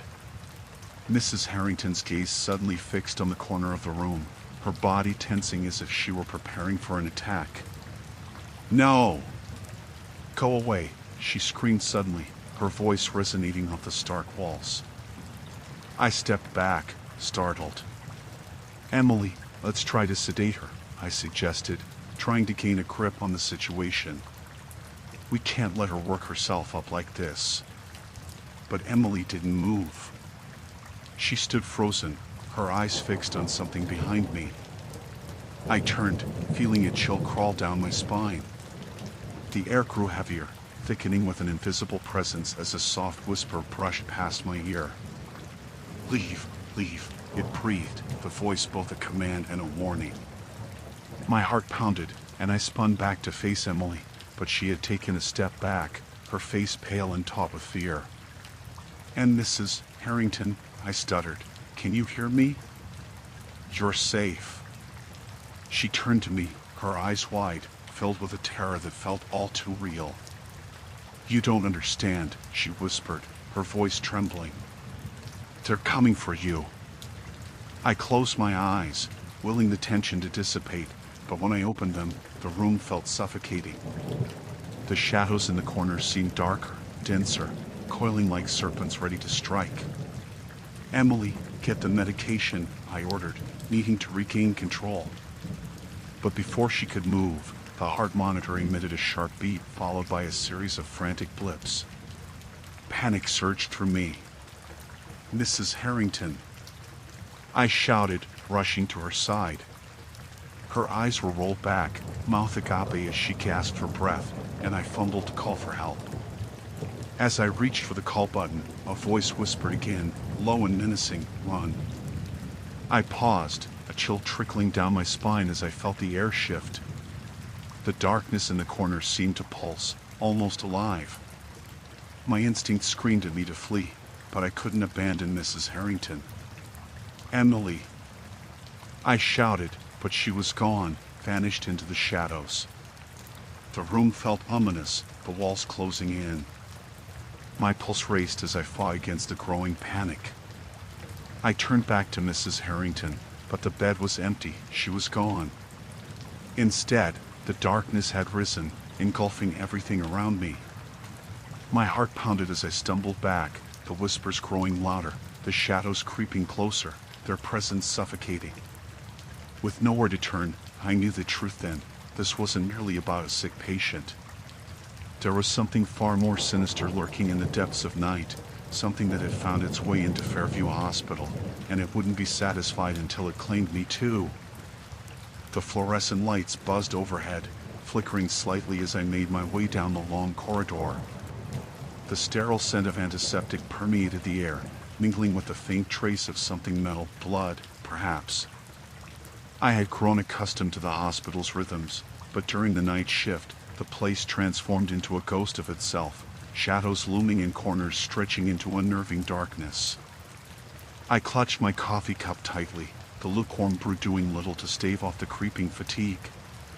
The clock on the wall ticked away the seconds, each one dragging longer than the last. I had just finished my rounds, checking in on the patients who were too sick to leave their beds, and the silence of the night settled heavily around me. I couldn't shake the feeling that I was being watched. My colleague, Jenna, a night nurse with a penchant for dark humor, had already clocked out for the evening. She had joked earlier about how the hospital came alive after hours, a living creature with its own heart and pulse. I didn't find the joke funny, especially now. I had heard the stories, whispers about strange occurrences, unexplained sounds, and shadowy figures that seemed to glide through the hallways. But I had always dismissed them as the ramblings of overtired staff. Until tonight. I took my usual route to the break room, wishing for a moment of respite. The hallway felt longer than it ever had, dimmer, as if the lights were conspiring to keep me on edge. I paused at the nurse's station, my eyes catching on the faint outline of a figure at the end of the corridor. I squinted, half expecting it to dissolve into nothingness. Instead, it remained a tall silhouette standing still, shrouded in shadow. "Hello?" I called out, my voice echoing back to me, swallowed by the oppressive quiet. No response. The figure didn't move. My heart raced as I clenched my coffee cup tighter, feeling the ceramic begin to crack under the pressure. I took a cautious step forward, each footfall deliberate and slow. The figure remained motionless, and as I ventured closer, I noticed something that sent a chill flaring down my spine. It wasn't just that the figure was still, it was the air around it, heavy with a sense of rawness, like the aftermath of a storm. Reaching the end of the corridor, I finally mustered enough courage to call out again. "Is anyone there?" The figure seemed to shift slightly, a movement so subtle I almost missed it. My instinct screamed at me to turn around, to flee back into the familiarity of the nurse's station, but I was rooted to the spot, curiosity anchoring me. "Hey, can you hear me?" I asked again, my voice barely a whisper now. The figure straightened, and I caught a glimpse of white, a coat, perhaps. I took a deep breath and stepped closer, adrenaline coursing through me. As I drew nearer, the figure began to fade, dissolving into the night itself, as if it had been nothing but a trick of the light. I blinked, found myself staring at empty air. But the sensation of being watched intensified, prickling the back of my neck. I turned back toward the nurse's station, my heart hammering wildly. I needed to shake this off. A quick break would do me good. I grabbed the last of the coffee and took a deep gulp, grimacing at its bitter taste. The mug clattered against the counter as I set it down, my hands trembling. A noise broke the silence, a soft thud from one of the patient rooms. My pulse quickened again, and I turned to face the source. It was too quiet for a simple sound, too unsettling. I had to check. The first room was empty, the patient asleep, their chest barely rising and falling. Nothing out of the ordinary. The second room was the same. And the third. My fear morphed into a knot of dread as I approached the fourth door, marked with a red caution, isolation sign. I hesitated, every instinct screaming against opening it. But the soft thud came again, this time louder, like something heavy being knocked over. I pushed the door open, the hinges creaking in protest. The room was dark, the only light filtering through the plastic-shielded window. And then I saw it, the patient, Mr. Abernathy, sprawled on the floor, tangled in the sheets. Mr. Abernathy. I rushed to his side. He groaned, his eyes fluttering open, but there was something different about his gaze. It was vacant, hollow. What happened? He blinked slowly, and the room felt colder, shadows curling around the furniture. They came for me, he whispered, his voice barely more than a breath. I'm not safe here. A cold chill danced down my spine, and I turned, scanning the room for any sign of movement. The shadows seemed to deepen, coiling in the corners. What do you mean? Who came? I don't know, he murmured, his hands shaking. But they're here. They're always watching. A rustle echoed from the corner of the room, and I whipped my head around. The shadows shifted, and I could have sworn I saw a shape blend into the darkness, the same figure from the corridor. I felt my breath hitch in my throat, panic clawing at my insides.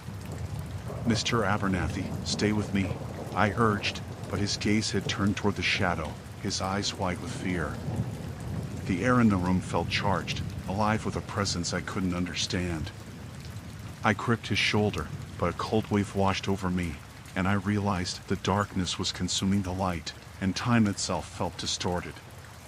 In that moment, I understood my worst fear. I wasn't alone. The hospital, that living creature Jenna had joked about, had turned malevolent, and whatever it was that lurked in the shadows had chosen this night to reveal itself. The fluorescent lights hummed like restless spirits trapped in a forgotten limbo. I leaned back in my chair, the plastic creaking beneath me, and sighed. It was just past midnight, and the hospital corridors were achingly silent. I had long ago learned the rhythm of the night shift, how it ebbed and flowed with the occasional beeping of machines and the distant echoes of footsteps. But tonight, the silence felt heavier than usual, as if it were pressing down on my chest. The corridor outside my office was dimly lit, shadows stretching and reshaping themselves as the light flickered intermittently. I rubbed my eyes, willing away the fatigue that seeped into my bones. The emergency room had been particularly busy that night, a steady stream of patients arriving, each bearing their own stories of pain and desperation. I had seen the worst of humanity that evening, and even though I was trained to be indifferent, I couldn't shake the images from my mind. I stood up, stretching my legs, and decided to take a walk, hoping to shake off the grip of dread that had settled over me. As I stepped into the corridor, the silence seemed to swallow me whole. The walls, painted a sterile shade of white, felt more like a coffin than a hospital. Each step echoed in the stillness, the sound of my shoes on the linoleum flooring punctuating the quiet atmosphere. I turned the corner toward the break room, but as I approached, I noticed something out of place. The door was slightly ajar, an unusual sight since I was sure I had closed it earlier. My heart rate accelerated, and with it, a sense of foreboding crept up my spine. I pushed the door fully open, only to find the room empty, the fluorescent lights flickering above, casting erratic shadows. The coffee pot sat cold and untouched on the counter, a stark reminder of the hours that stretched by without a break. I felt a chill wash over me, but I attributed it to the air conditioning. I turned to leave when I caught a glimpse of movement out of the corner of my eye. A figure darted past the window, dark and fleeting, vanishing into the depths of the hallway. My breath hitched, and I instinctively followed, my heart hammering against my rib cage. The corridor was empty, and I stood still, straining to hear any sign of life. The only sound was the persistent hum of the lights overhead. I swallowed hard, my throat dry. The figure had seemed too quick, too fluid to be a patient or a staff member. I shook my head, dismissing the thought. I was just tired, my mind playing tricks on me. I continued on, determined to shake off the feeling of unease. Yet, with each passing room, I felt an unshakable sensation as if the very walls were watching me. I stopped outside room 213, a patient I had seen earlier in the day, old Mrs. Henderson, who had been muttering about shadows before they wheeled her away for a procedure. I knocked gently and pushed the door open, half expecting to find her asleep. Instead, the room was empty, the bed neatly made. The machines that had previously beeped and whirred in tandem now stood silent, a haunting reminder of her absence. My skin prickled, and I stepped back, suddenly aware of the cold draft that crept from the far corner. I turned, and the lights flickered again, this time plunging the room into darkness for a split second that felt like an eternity. I cursed under my breath, my pulse quickening as I turned to leave. That's when I heard it, a soft whispering echoing down the hall. I paused, straining to listen. It was a voice, distant and distorted, weaving through the air like a dark thread. I stepped out of the room, my instinct screaming at me to run, but curiosity held me in place. Following the sound, I moved deeper into the maze of the hospital.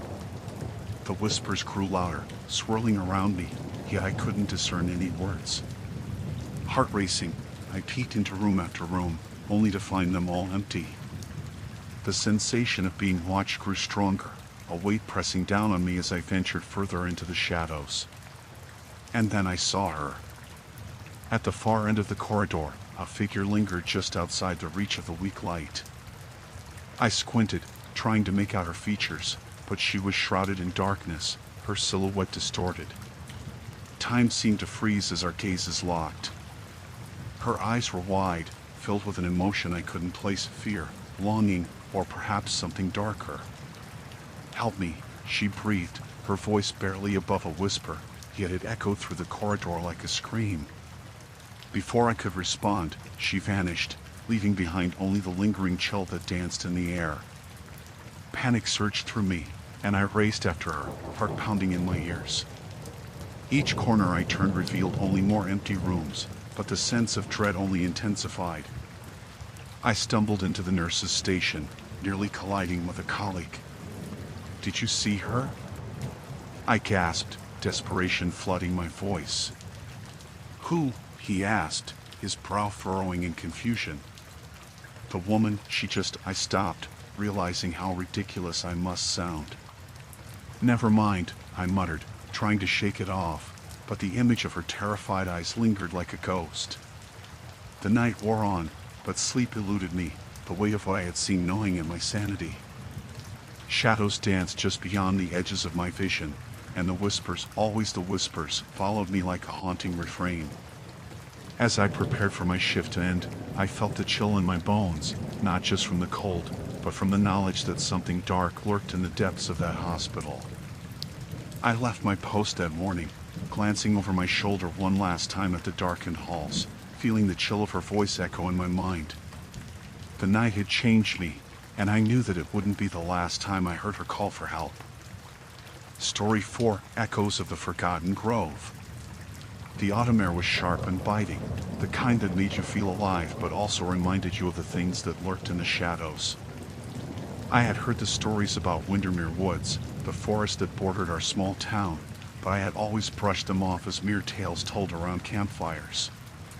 They spoke of strange lights flickering between the trees, whispers that brushed against your ears like a lover's breath, and a feeling of being watched that crept up your spine.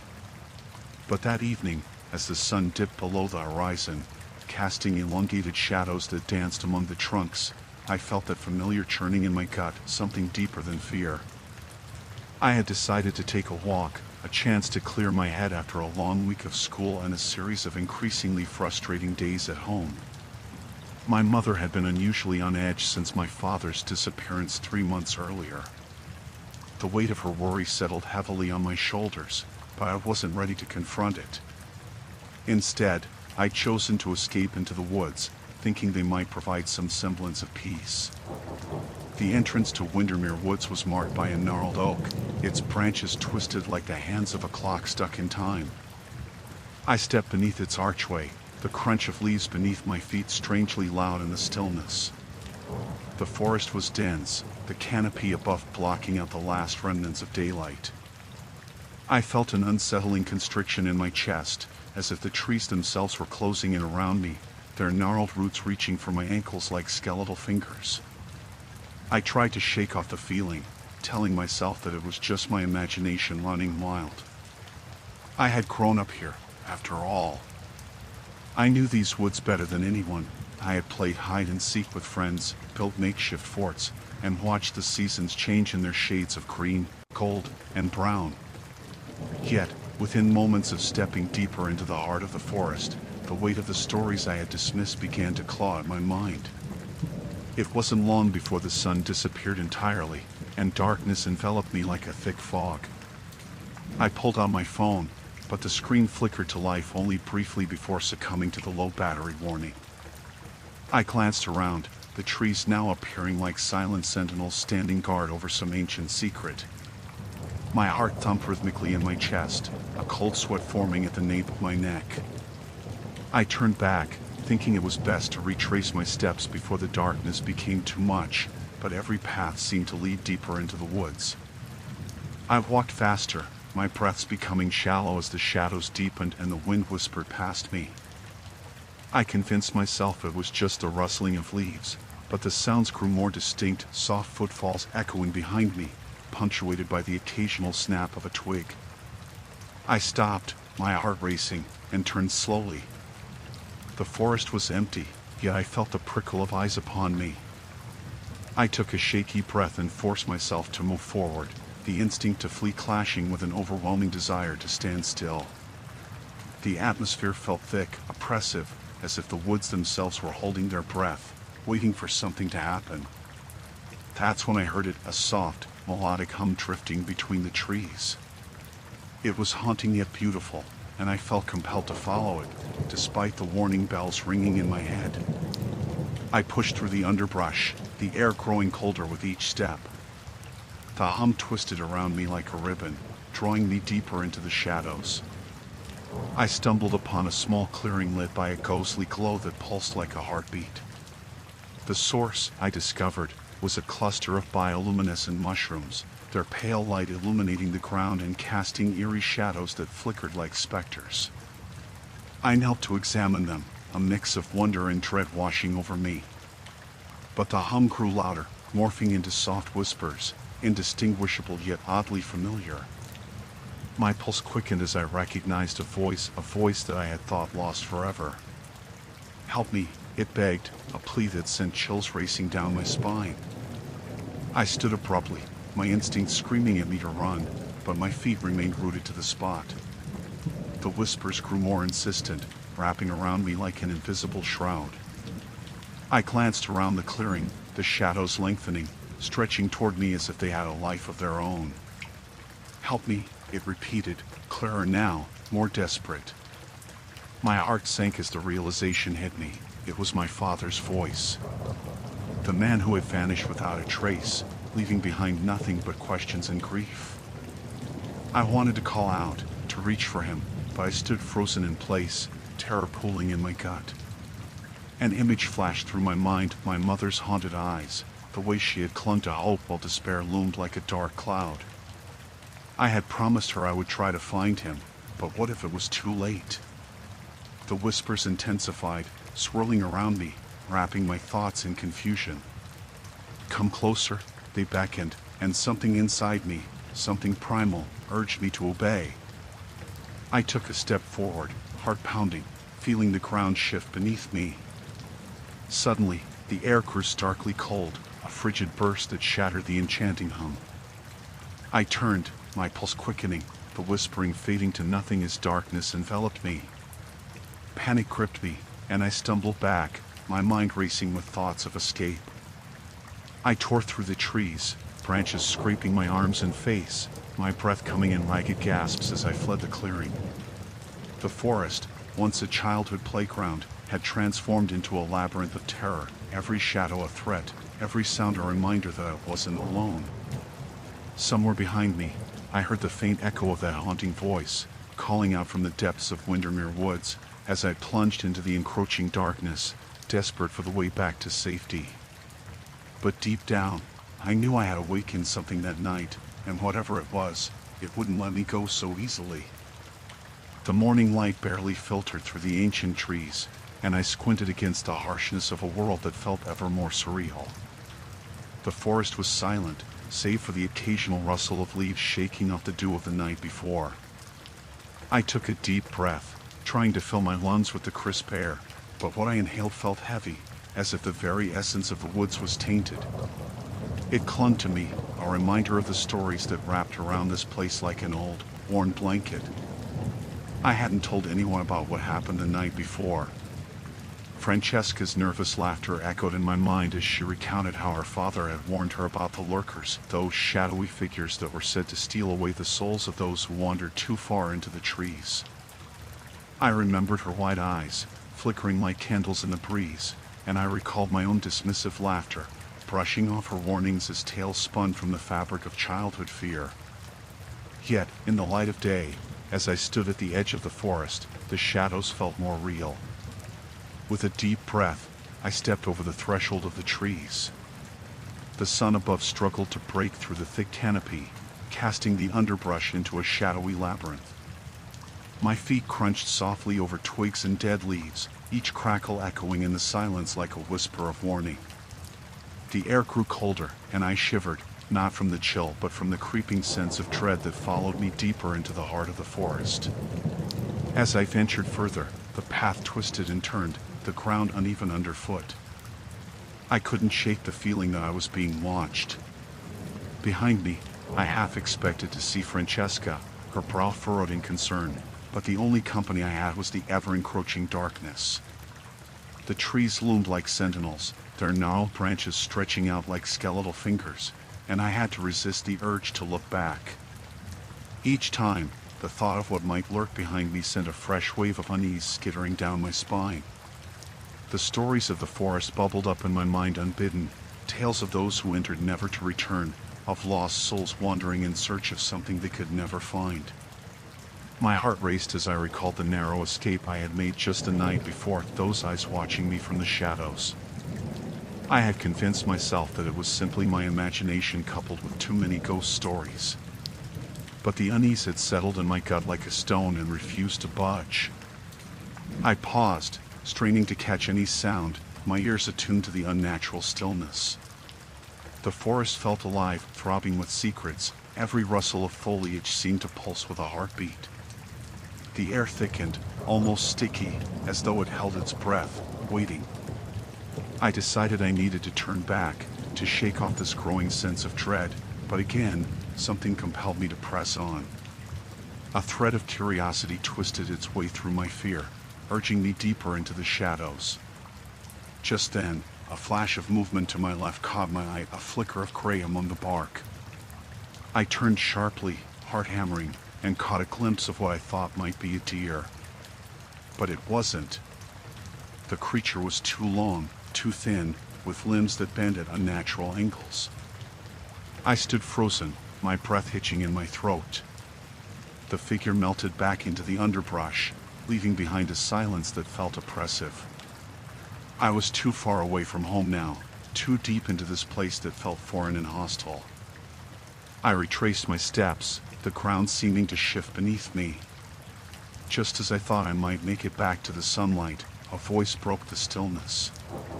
It was faint, almost a whisper, but it carried on the wind like an invitation. Help. I hesitated, heart racing once more. It could have been the wind playing tricks on my mind, but something about that plea felt real, desperate. I found myself drawn toward the sound, each step feeling more perilous than the last. The voice called again, closer this time, and I followed it, pushing through thickets that scratched at my skin. And then I saw her. A figure lay crumpled against the jagged roots of a tree, hair tangled and clothes torn. My heart sank as I approached, the reality of the situation crashing down on me. It was Francesca. I knelt beside her, shaking her gently. Francesca, what happened? She didn't respond, her eyes fluttering open just enough to catch mine, filled with a mixture of fear and confusion. And no, she whispered, as though the word was a fragile thing that might shatter if spoken too loudly.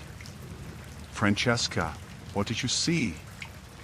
I pressed, searching her gaze for answers as I pulled her into a sitting position. There's something here, she stammered, the tremor in her voice making my own skin crawl. We shouldn't have come. We disturbed them. Who? I asked, glancing over my shoulder, half expecting to see those long limbs slithering through the trees. The air thickened again, and I felt the shadows closing in, the forest itself suddenly feeling like a living entity, angry at our presence. Listen. She grabbed my arm, her grip fierce and urgent. We need to go. Now. As I looked around, the familiar sounds of the woods faded, replaced by a low hum that vibrated through the ground. I felt it in my bones, a beckoning that seemed to call out to both of us. Despite my instinct to flee, something about it tugged at me, whispering tales of truths buried in darkened soil. Francesca's gaze fixed on a shadow just beyond the trees, a sense of belief in her fear that twisted my gut. They're here, she said, her voice barely above a whisper. I could only nod, fear paralyzing me momentarily as I met her urgent gaze. The forest lurched around us, shadows lengthening, and I felt time unravel. We had to escape. The tales of the forest echoed in my mind, and in that moment, I understood. Sometimes, the stories were rooted in more than just imagination. Sometimes, they were warnings. The sun had barely risen when I set my boots on the forest floor, the damp earth squelching beneath my weight. The chill in the air wrapped around me like an unwelcome embrace, each breath I took mingling with the mist that lingered between the trees. I had to push through the fear that gripped my chest, a vice tightening at the thought of stepping deeper into Shadow Grove Forest. The tales about this place had danced menacingly in the back of my mind, grounded not in folklore but in the whispers of those who had visited and returned, forever changed. The previous day had been a harrowing introduction to the forest. After I met up with Ryan and Clara, we had shared stories at the edge, just outside the tree line where the sunlight still fought to penetrate. Their faces turned pale as they recounted the fate of a hiker who had vanished a few years back, only to be found wandering, eyes glassy and unseeing, mumbling of things that lurked just beyond the shadows. I had brushed off their fears, attributing them to local superstition, but I felt the weight of their words as I stepped forward. Now, it felt different, far more isolating. The trees loomed like sentinels, their twisted branches stretching upwards, shrouded in a tangle of gray moss. I could hear the wind whispering through the leaves, and, beneath that murmur, the faintest echo of something else, an unmistakable pulse of existence. I glanced back over my shoulder, the path behind me receding into a curtain of darkness, and I hesitated. A sudden crack of twigs snapped in the distance, jolting my senses. I turned, my heart pounding, but the sight of the hollow trunks and twisted roots reassured me I was alone. Or so I thought. Despite the oppressive silence, I sensed that the forest was alive, its breath blending into the very heartbeat of the earth. Cautiously, I pressed on, each step drawing me deeper into its embrace. I recalled Ryan's warning as I walked. Once you're in, it's easy to lose your way. The trees change, they shift. Don't trust your instincts. I mentally scolded myself for not heeding that advice, for feeling a thrill as I ventured off the familiar trails. An hour passed, and the landscape shifted gradually, the trees becoming denser and the underbrush thicker. I found an old, gnarled tree, its bark peeling away like layers of rotten skin. It was there, beneath its shadow, that I found the first sign, a small, weathered charm, half buried in a nest of leaves. I knelt, brushing dirt away to reveal a pendant shaped like a crescent moon. My fingers trembled as I picked it up, its cool metal sending a strange shiver down my spine. I tucked it into my pocket, hoping it might serve as a talisman against whatever haunted this place. A deep rustling summoned my attention. I turned on my heel, heart racing. "Hello?" My voice echoed back, swallowed by the thick foliage. I glanced around. The forest seemed to hold its breath, waiting. Suddenly, a chilling wind swept through the trees, causing the branches to shudder like skeletal fingers. I felt watched, an uncanny sensation prickling at the nape of my neck.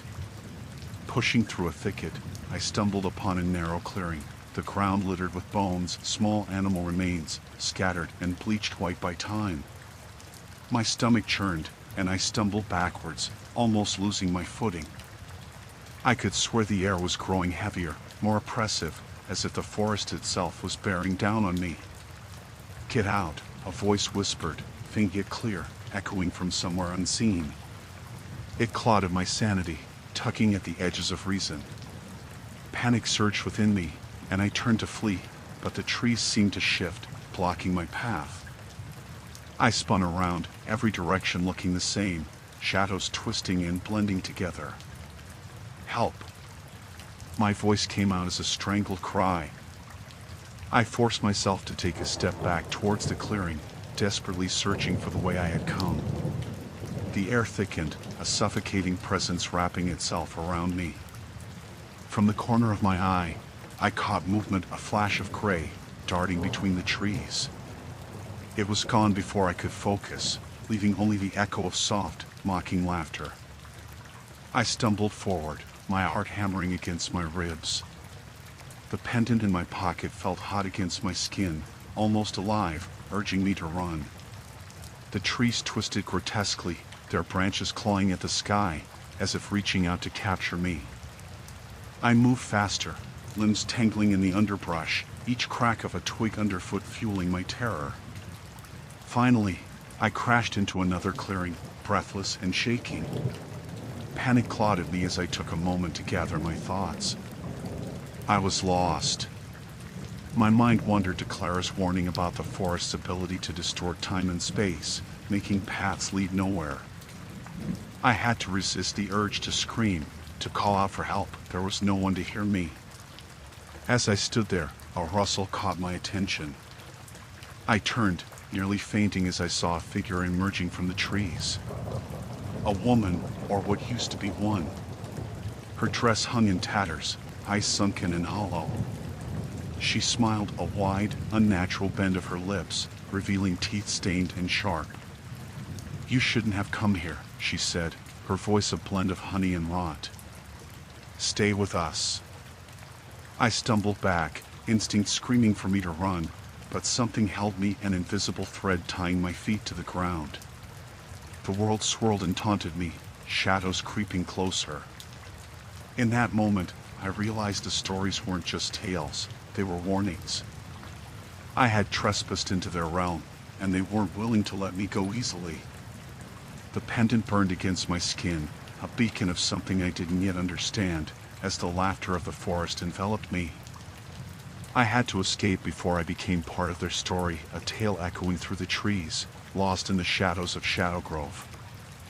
The forest felt different the next day, as if it had taken a deep, ragged breath overnight. The air was heavy with an unsettling stillness that pressed down on me, wrapping around my shoulders like a shroud.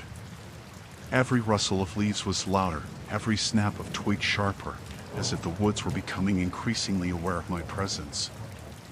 I had spent the night replaying the events of the previous evening, Lily's chilling story about the haunted woods, until sleep had eluded me. Now, with the sun barely peeking through the dense canopy, I braced myself for what lay ahead. I ventured deeper into the forest, the chilling tales echoing in my mind. I had thought that dismissing them as mere stories would help me feel secure. Yet, the longer I wandered, the more I could sense that my disbelief was crumbling. Shadows folded into shadows in the underbrush, and I caught glimpses of movement out of the corner of my eye, only to find nothing there when I turned to look. I was beginning to feel like a marionette, strings cut, dancing to a rhythm I couldn't see. As I followed the narrow trail that wound deeper into the heart of the woods, I noticed how the light seemed to fade, swallowed by the thickening branches overhead. The air turned cold, an unnatural chill spreading through me, and I finally realized I wasn't alone. The silence was a living entity, alive with whispers just beyond my comprehension. It was the kind of quiet that thrummed with anticipation, as if the forest itself was holding its breath, waiting for something to happen. I recalled Lily's voice, trembling with urgency as she recounted the stories of those who had entered the forest and never returned. The villagers spoke in hushed tones about the shadows that swallowed them whole, about figures that danced just out of sight, drawing the curious deeper into the woods until they vanished like smoke. I shook my head, trying to ward off the creeping sense of dread that threatened to take root. I was here to prove the legends wrong, not to confirm them. Then, just as doubt began to gnaw at my resolve, I stumbled upon a clearing. The ground was soft and mossy, and at the center lay an old stone well, its structure crumbling and half hidden by thick vines. Something deep within me warned me to keep my distance, but curiosity overpowered caution. I crept closer, peering into the well's dark maw. The stones were slick with moisture, and I could not see the bottom. A chill shot down my spine as I imagined what might lurk down there. I leaned over the edge, my heart racing, and that's when I heard it, a low, resonant sound that seemed to rise from the depths of the well, echoing into the clearing. It was a voice, faint but distinct, and it called my name. I stepped back, my pulse quickening. "This isn't real. This can't be real," I whispered to myself. The voice became clearer, more insistent, wrapped in a haunting melody. An ethereal hum that seemed to weave through the air, pulling at the edges of my mind. I felt a pull toward the well, an urge to lean in once more, but the fear that gripped my heart was stronger. I turned to leave, but a sense of urgency held me in place. I could almost see something moving in the shadows, dancing just out of reach. "Help me," the voice cried, this time sharper, echoing in my ears. It was unmistakably female, desperate. I froze, torn between flight and the primal instinct to help. Was this another trick of the forest? Or was someone truly in need? My breath caught in my throat as I took a cautious step back toward the clearing, my instinct screaming at me to run. But then I saw it, a figure standing at the edge of the tree line, watching me. For a fragmented moment, I thought it might be a trick of the light, a mere figment conjured by my unraveling mind. But the figure remained, still and silent, shrouded in shadows. "Help me," the voice called again, its desperation growing between the trees. I felt my resolve falter. The stories had warned of the forest's deceit, of how it lured the unwary with promises of aid. But something about the figure felt different. I stepped forward, drawn to the edge of the shadows. "Who are you?" I called, my voice trembling as I strained to see more.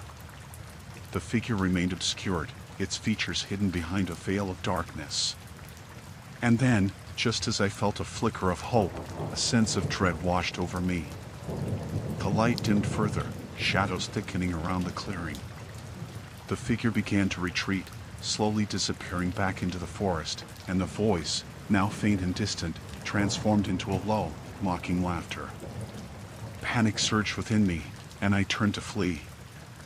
I sprinted away from the well, heart pounding in my chest, the laughter echoing in my ears.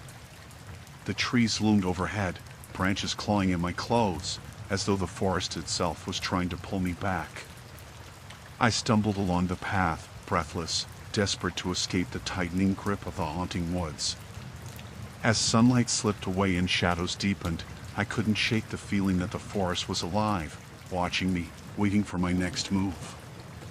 The stories were no longer tales, they had become a living nightmare. And deep within, I knew that the forest had only just begun to reveal its true nature. The morning sun crept hesitantly through the thick canopy above, casting fragmented shadows on the forest floor. I had awoken with a gnawing feeling of dread, the memories of the previous day replaying in my mind like a broken record. The trees seemed to lean in closer, their gnarled branches resembling clawed hands reaching out in warning. I had thought, foolishly, that I could simply dismiss the tales I heard about this forest, whispers of lost souls and lingering spirits, but I had learned quickly that the forest held secrets far darker than I'd anticipated. I stepped cautiously along the narrow path, my heart thumping in rhythm with each rustling leaf that whispered warnings. The air was thick and humid, clinging to my skin as I ventured deeper into the woods. I felt as though I were an intruder, walking through the remains of an ancient world, where nature was both guardian and predator. The stories of those who had disappeared echoed in my thoughts, reminding me that I was not the first to tread upon this cursed ground. As I walked, I stumbled upon an old stone marker, half buried in undergrowth. The inscription was faded, but I could make out a name, something like Warren D. Oakridge, followed by a date more than a century old.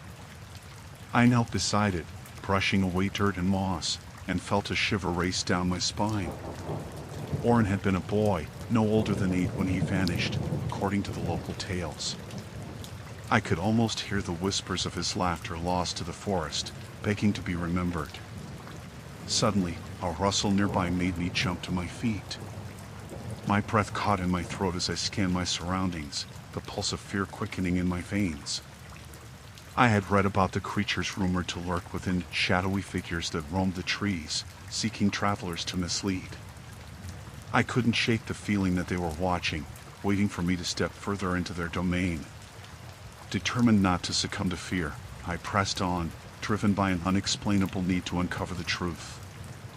I was almost halfway through the forest when I heard it, a soft melody, drifting through the air like an enticing fog. It was faint, almost childlike, and yet it wrapped around me, drawing me in against my better judgment. I hesitated, my instincts screaming to turn back, but I fought against them. What if it was a sign? What if it led me to answers?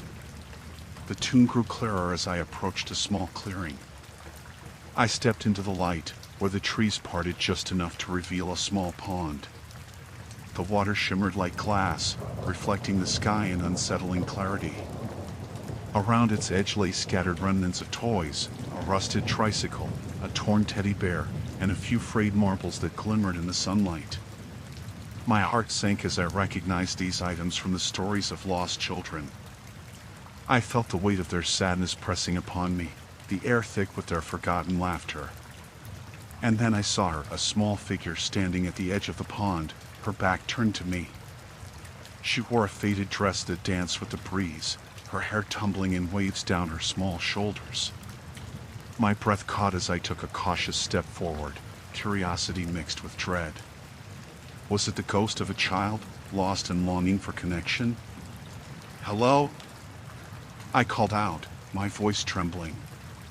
She turned slowly, and I was met with the hollow gaze of empty eyes. Her face was pale, almost luminous, yet devoid of any warmth or life. I felt a chill crawling down my spine, as if the very air had turned to ice. "You shouldn't be here," she whispered, her voice drifting like smoke. I stepped back, the weight of her gaze holding me in place. "Warren? Is that you?" I stammered, the name escaping me before I could hold it back. "No," she said, her voice a haunting melody that echoed in my mind. "He's gone. They all are." The forest seemed to shift around us, the atmosphere thickening as shadows deepened. I wanted to flee, to turn around and run, but her voice held me captive. "You're too late," she continued, her words wrapping around me like a vice. "You can't save them." "Who?" I asked, feeling the desperation rise within me. "Who can't I save?" "The ones who wander," she said. "The ones who never left." With a sudden surge of courage, I took a step forward, desperate to break the spell that anchored me to that spot. "What do you mean? What happened to them?" But she merely smiled, a chilling curve of her lips that sent shivers racing through me. The forest responded to her emotion, the wind swirling around us, leaves whispering secrets I could not grasp. "You'll find out," she said softly, before she turned and dashed away into the trees, her form slipping into the shadows like smoke. I stood frozen, the weight of her words echoing in my mind. The forest seemed to close in, darkness layering itself over the haunting beauty of the clearing. I could feel something shift in the air, a warning that my time was running short. The children of the forest were not just lost, they were bound, and the forest held them captive. I turned, heart pounding, and ran, my footsteps pounding against the earth, the shadows clawing at my back. The echoes of their laughter seemed to follow me, a sinister reminder that I could easily become another lost soul in this haunted place. The path twisted and turned, but I pushed on, desperate to escape the fate that threatened to ensnare me. As I burst out of the forest's grasp, the world outside felt too bright, too alive. I paused to catch my breath, the sunlight harsh against my face, but the shadows lingered at the edge of my vision, whispering that my journey was far from over. I had glimpsed the darkness, but now I was determined to uncover the truth of the forest and the whispers it carried. I would not let them consume me. Story 5: Echoes of the Forgotten Depths. I had never been the kind of person who shied away from adventure. Growing up in the shadow of the Appalachian Mountains, I relished the way their craggy peaks kissed the sky. When my friends and I stumbled upon the old mine while hiking, I felt a rush of excitement, blinded by the thrill of exploration. The mine had been abandoned for decades, its entrance gaping like a dark mouth, whispering secrets of the past. We stood at its threshold, flashlights flickering ominously in our hands, and I could hardly suppress my eagerness. "Let's check it out," I said, my voice echoing against the stone walls. Jake, who had always been the cautious one, looked at me with raised eyebrows.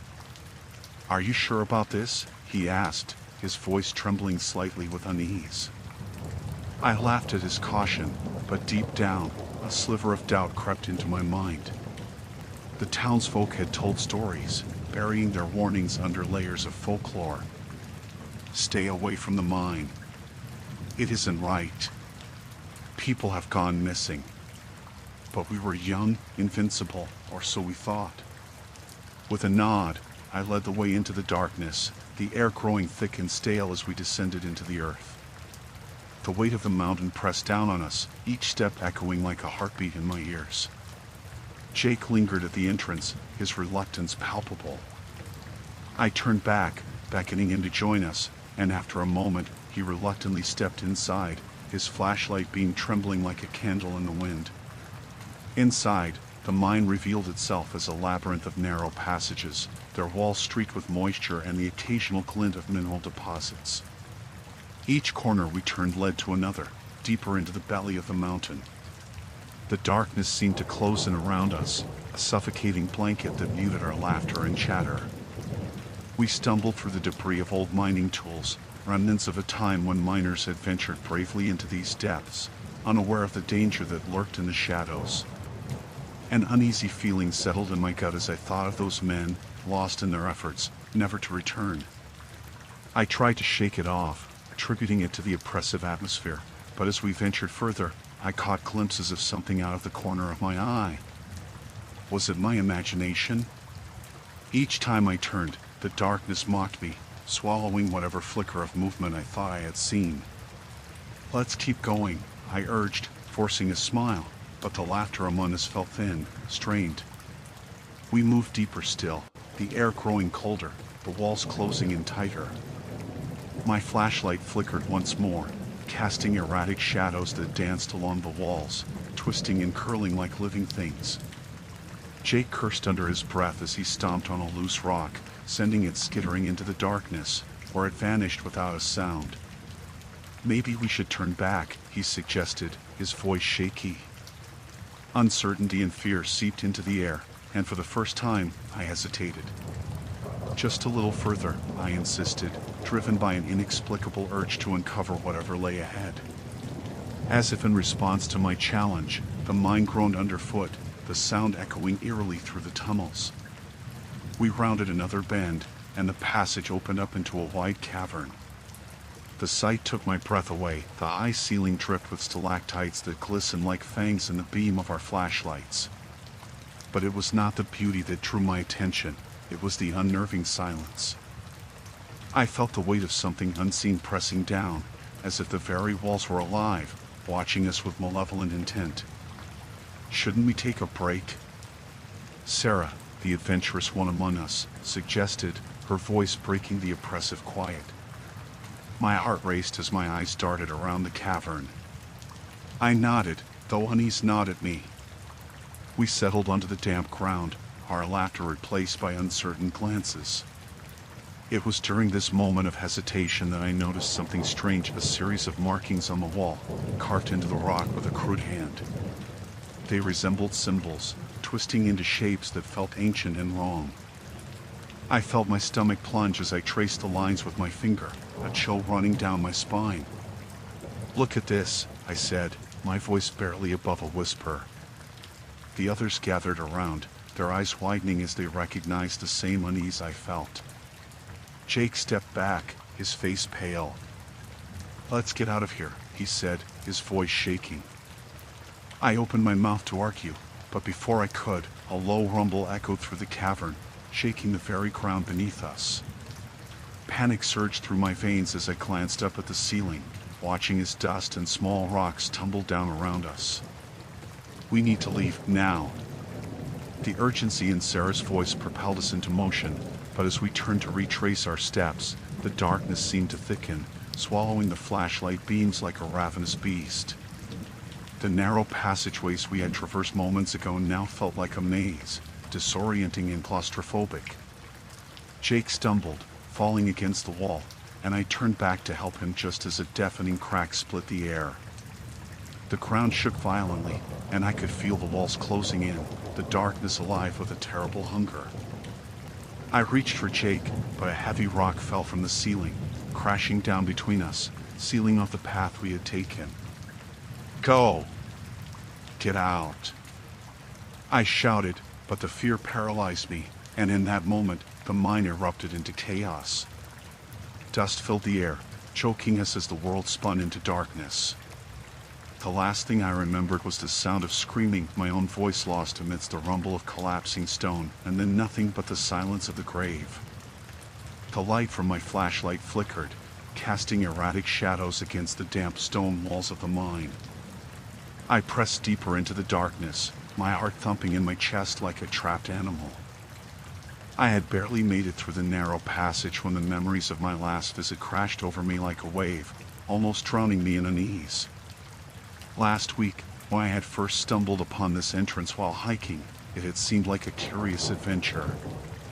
The mine was an old relic from the gold rush era, long abandoned and rumored to be cursed.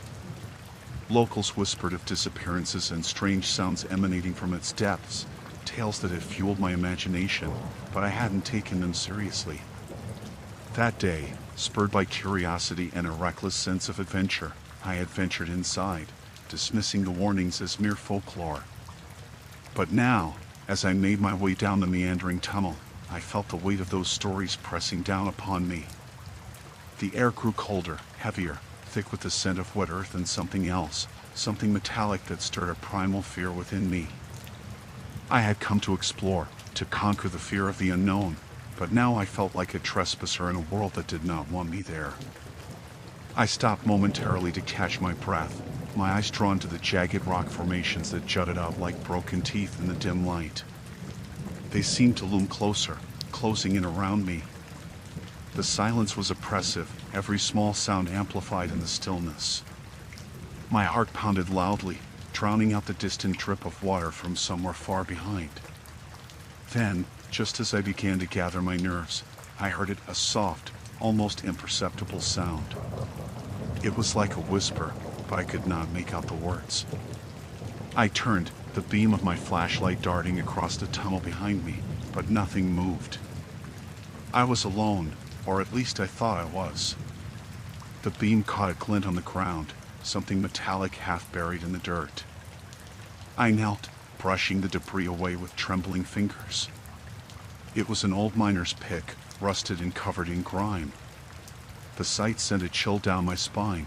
The last person to wield this tool might still be down here. A momentary wave of nausea washed over me as I imagined the fate that had befallen them. I dropped the pick as if it burned, the clatter reverberating through the tunnel. I stood, looking around me, my mind racing. The whispers, they had come again, and I could almost hear the voices, hushed, urgent, as if warning me. I pressed on, my instinct screaming at me to turn back, but curiosity pushed me deeper. The whispers grew louder, a cacophony of sound that felt like 1,000 lost souls crying out for release. In the far distance, I glimpsed a faint light flickering, dancing at the edge of a chamber. I moved cautiously, every step echoing against the stone walls, a reminder that I was not alone. As I approached the light, it flickered more violently, as if responding to my presence. There was something sinister about its glow, an enticing warmth that felt misleading against the coldness of the mine. I reached the chamber, and my breath caught in my throat. The walls were lined with crude drawings, images of miners at work, and then, jarringly, grotesque figures that twisted and contorted in unnatural ways. I could feel the weight of their gazes upon me, their hollow eyes seeming to follow my every movement. A cold sweat broke out across my skin, each detail striking me with a growing sense of dread. These were not just images, they were a record of suffering, a testament to those who had been trapped here, consumed by the darkness. The light flickered again, and I turned toward it. In the center of the room stood a rusted lantern, its flame sputtering weakly, casting a pale glow. I stepped closer, the whispers swelling into a frantic chorus, urging me to leave, to run. Fear clung to me like a shroud, but I was drawn to the light, the desire to understand overpowering my terror.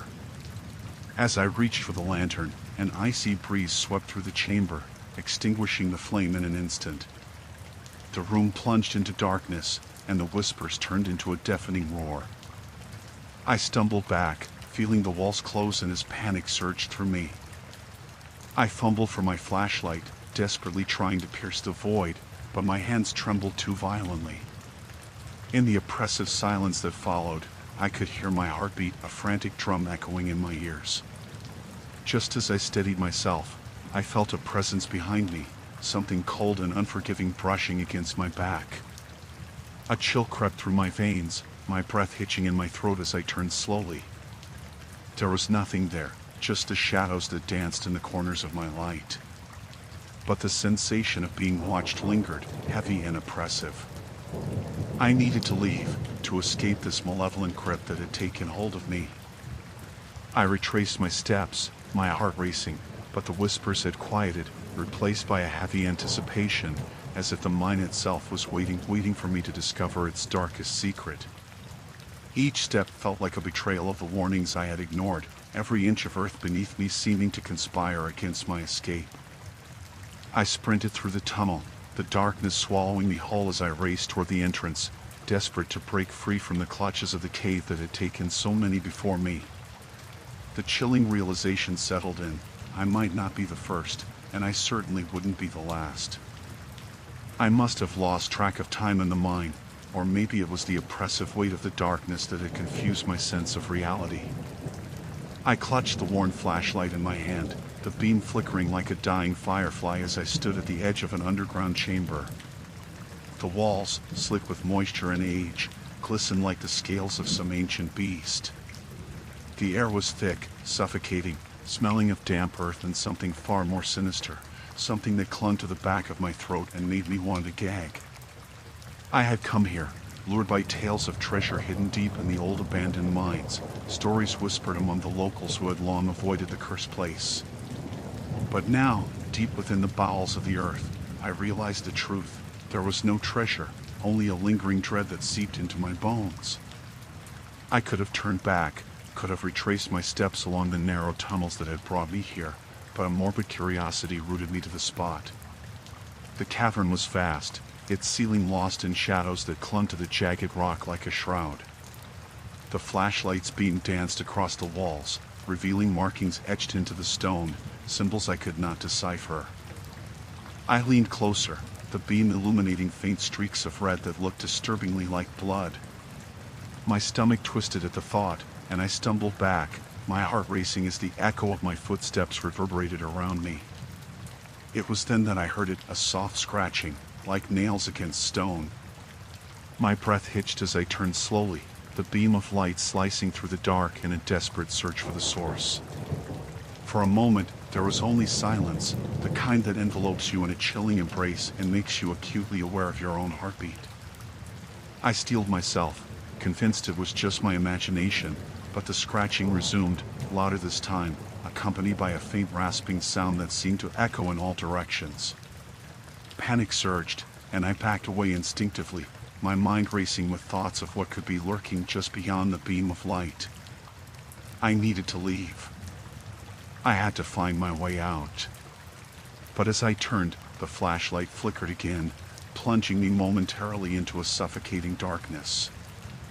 I cursed under my breath, pounding the side of the flashlight with my palm until the beam sputtered back to life. A wave of relief washed over me, but it was short-lived. Ahead, in the dim light, I saw a shape emerging from the shadows. It stood at the edge of my vision, half obscured, but it was unmistakably there, tall, gaunt, and impossibly still. My heart thundered, and I froze, every instinct screaming at me to run. The scratching grew louder, more frantic, as if whatever it was sensed my fear. I tightened my grip on the flashlight, forcing it to illuminate the figure. The beam fell on empty air. The shape had vanished. I stumbled backward, my breath coming in sharp gasps. I could feel the walls closing in, the mind's oppressive darkness wrapping around me. I needed to escape before the madness consumed me. I pivoted, retracing my steps through the narrow corridor, my footsteps echoing wildly as I moved with a growing sense of urgency. Yet, the deeper I went, the more disoriented I became. The tunnels twisted in ways that defied logic, branching off into darkness and leaving me with no sense of direction. I cursed myself for not paying closer attention to how I had entered. The scratching sound had returned, now accompanied by a low, almost mournful groan that resonated from deep within the mine, chilling me to the core. Each step was a struggle against the walls of fear closing in around me. I could almost feel the mind breathing, a living entity intent on keeping me within its grasp. I thought of the tales I had heard about miners who had vanished without a trace, swallowed by the earth, leaving nothing but hushed whispers behind. What if I became one of them? As I turned a corner, I stumbled upon an old mine cart, rusted and half buried beneath dirt and debris, a relic of a time long gone. I hesitated, glancing around as if expecting someone or something to emerge from the shadows. My skin crawled as I approached the cart, flashlight trembling in my hand. Among the debris, I saw something glinting, a small metal object, half buried. My heart raced as I bent down to retrieve it, brushing aside the dirt to reveal a tarnished locket. It felt cold and heavy in my palm, and as I opened it, a tattered photograph slipped out, two faces, smiling, framed with a joy that felt painfully out of place in this suffocating darkness. I felt a stab of sorrow, but I didn't linger. Behind me, the scratching intensified, now accompanied by whispers that seemed to wrap around my thoughts, beckoning me to stay. I shoved the locket into my pocket and turned to flee, but the walls echoed with a sudden cacophony of noise, clattering, scraping, and a voice, or what I hoped was a voice, crying out through the darkness. I sprinted back the way I had come, desperate to escape the suffocating grip of the mine. With every turn, my flashlight flickered again, and just as I rounded a corner, it went out, leaving me in pitch blackness. I stumbled, my hands bracing against the cool stone walls, panic creeping into my chest as I stumbled forward. The whispers grew louder, an almost tangible force that pushed against me. I could hear the scratching now, close behind, relentless. I had to get out. My lungs burned, and the darkness pressed down like a weight as I pushed forward. I could hardly breathe, the air laden with dust and something else, something foul. My thoughts spiraled. I would not end up like the others. I refused. Then, in the distance, I saw a faint glow. Hope surged through me, and I ran, ignoring the fear gnawing at my heels. The light grew brighter, illuminating the stone walls with a pale, sickly hue. I reached the source, a crack in the rock, a sliver of daylight spilling through like salvation. But as I approached, the whispers turned to screams, echoing off the walls, resonating with a terrible urgency. I hesitated, glancing back, and in that moment, a figure stepped into the light, a face twisted in despair. It wasn't just my imagination. The horrors of the mine were real, and they were hungry. In that fleeting moment of clarity, I realized that the mine was not just a place of darkness, it was alive, and it would not let me leave. The flickering light of my headlamp barely illuminated the jagged walls of the mine as I pressed deeper into its suffocating embrace. Each step echoed, a haunting reminder of my solitude. The air felt heavier here, thick with dust and something else, something foul and ancient that prickled at the back of my throat. I could have turned back. I should have turned back. Yet, driven by a mix of dread and determination, I ventured further into the darkness.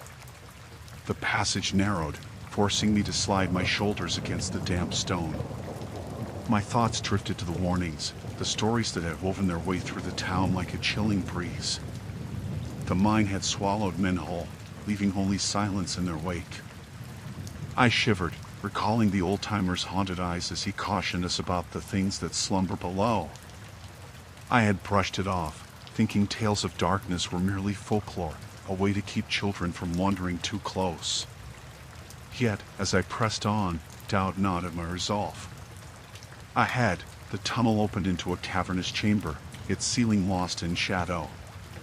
My flashlight beam danced across the walls, revealing strange symbols etched into the rock, twisted sigils that throbbed with an unsettling energy. I could almost hear them whisper, beckoning me closer. My heart raced, a primal response to an instinct I couldn't ignore. Curiosity mingled with fear, pulling me deeper into this otherworldly expanse. As I stepped forward, a soft sound caught my attention, a faint echo of something beneath the surface. It was a low, rhythmic thumping, like a heartbeat. My pulse quickened in response, drumming a chaotic rhythm in my ears. I strained to identify the source, but the sound seemed to come from the very walls of the mine itself, reverberating through the rock. The feeling of being watched settled over me once more. I was not alone. Clenching my fists, I took a deep breath and pressed on. I approached the far wall, where the thumping was strongest, and noticed a crack in the stone, a fissure that seemed to breathe. I leaned closer, drawn by an inexplicable compulsion, and a rush of cold air swept over my skin, making me shudder.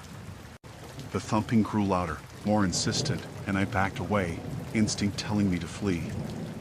But then I saw it, a glimmer of something deep within the crevice. An object, half buried in the earth, glinting like a beacon.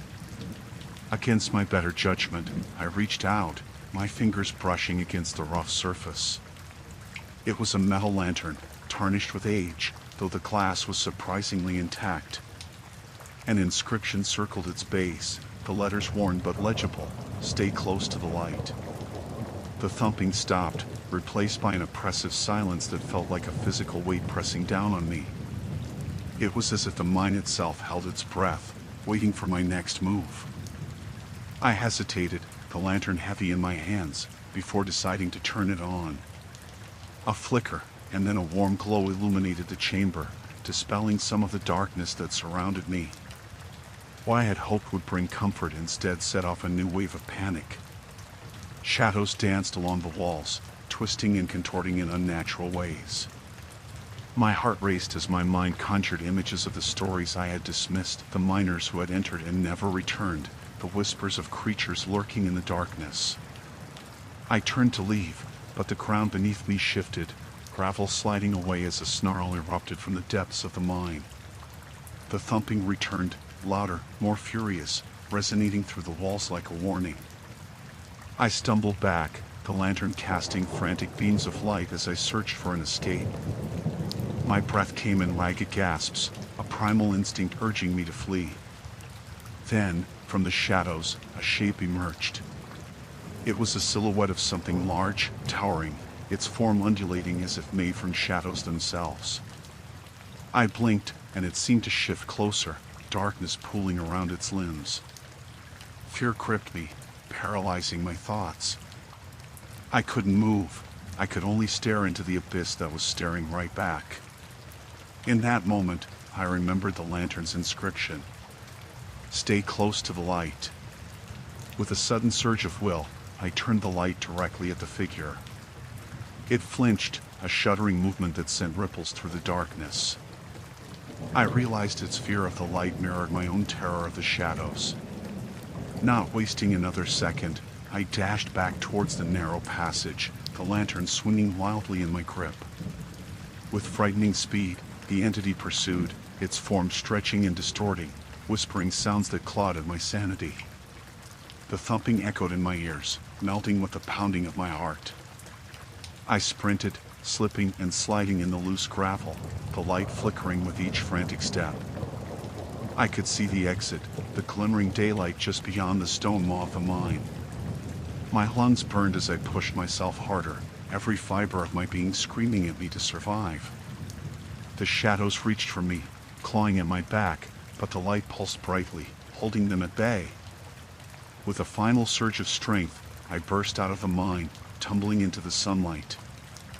I collapsed on the ground, gasping for air, the warmth of the day wrapping around me like a blanket.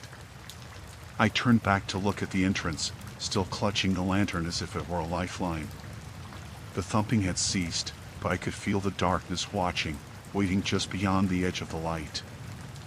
I was free, but the mine still held its secrets, and I knew this encounter was only the beginning.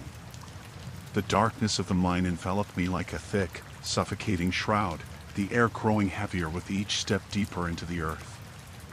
The flickering beam of my flashlight danced erratically on the jagged walls, casting elongated, grotesque shadows that twisted and writhed in the periphery of my vision. I had ventured further than I ever intended, each shuffling footfall echoing ominously off the damp stone.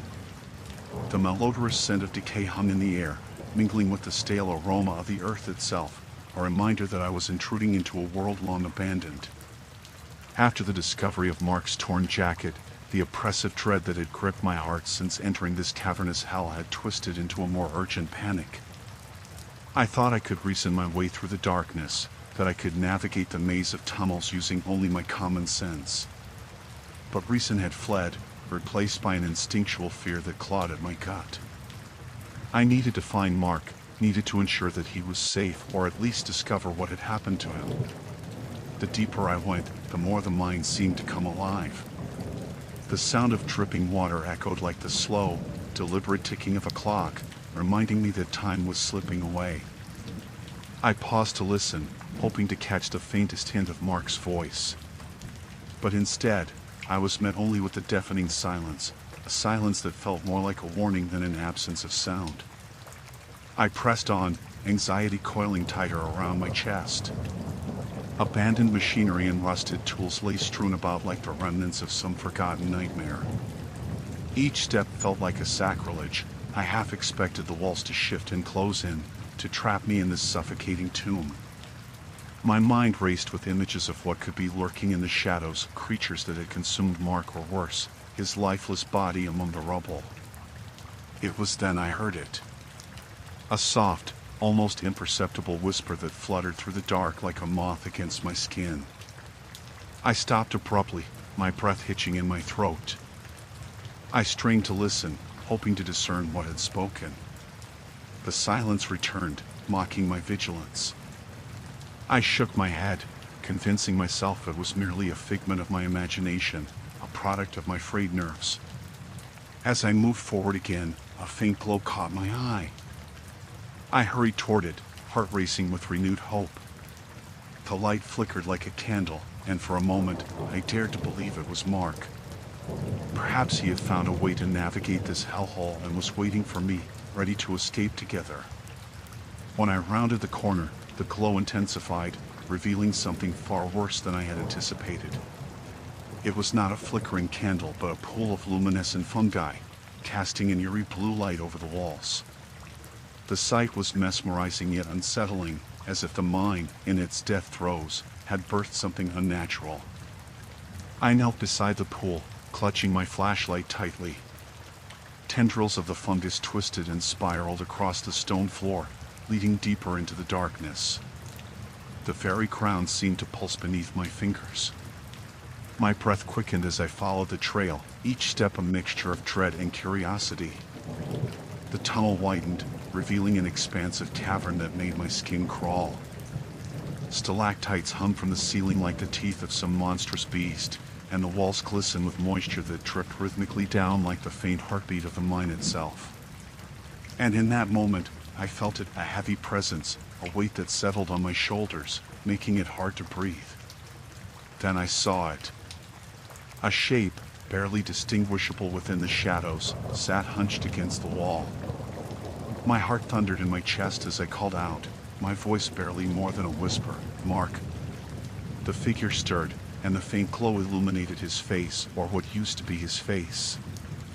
I gasped, stumbling backward as I realized that it was not Mark. It was something else entirely. Eyes sunken like dark pits, skin stretched taut over a skeletal frame, its mouth twisted into a grotesque grin that did not belong on a human being. My mind raced. Where had it come from? What had happened to Mark? Fear surged through me, a primal instinct screaming that I should flee, but my legs felt rooted to the ground. The creature cocked its head, its smile widening impossibly, the darkness around it seeming to pulse and shift. I tore my gaze away, heart pounding in my ears, and darted back down the tunnel from which I had come. Panic propelled my feet. I needed to escape, to get back to the entrance before whatever dwelled in this mine could track me down. The oppressive air felt thick as I hurried, the darkness closing in as though the mine were alive, a giant maw eager to consume me whole. With each frantic step, I cursed myself for ever setting foot in this wretched place. I could still hear the distant echoes of the creature behind me, its laughter mingling with the sound of my own ragged breaths. I could not let it win. I would not be another victim of these cursed tunnels. I broke into a desperate sprint, the beam of my flashlight flickering as I raced through the twisting passages, hoping to find the way back to the world above. But the darkness was relentless, and the further I ran, the more disoriented I became. I had lost my way, enveloped in an endless labyrinth of stone. Just as despair threatened to overwhelm me, I saw a glimmer of light ahead, an exit. I prayed. I pushed forward, adrenaline surging through my veins, embracing the hope of freedom. Yet, as I neared the light, the chill of dread washed over me once more. The darkness had not relinquished its grip, it had only begun to reveal its true horrors. Story 6, Last Stop at Midnight Pump. The rain hammered against the windshield, a relentless percussion that drowned out the world outside. I had been on the road for hours, chasing the last remnants of daylight as dusk curled its fingers around the horizon. My old sedan was a loyal companion, though its engine had begun to cough and sputter, warning me that it wouldn't last much longer. I didn't want to be stranded out here, miles from the nearest town, where silence draped over everything like a heavy blanket. The sign for Haverford gas station flickered to life as I rounded a bend in the road. It stood alone, a relic from a bygone era, with peeling paint and an ancient neon sign that buzzed faintly. I pulled in, tires crunching over gravel as I parked under the dim light of a flickering bulb. The gas station looked like it hadn't seen a customer in years, but I needed to fill up before venturing deeper into the woods ahead. Grabbing my jacket, I stepped into the damp air, the smell of wet asphalt mingling with the faint tang of gasoline. As I approached the door, it creaked open, revealing a dimly lit interior that felt more like a tomb than a store. The air was stale and thick, and the low hum of an old refrigerator was the only sound that accompanied my cautious footsteps. Behind the counter stood a figure, eyes barely visible beneath a hood that shadowed his face. He looked up slowly, and I caught a glimpse of skin that had the pallor of moonlight, smooth and waxy, as if he hadn't seen the sun in years. "Evening," he said, his voice raspy like gravel.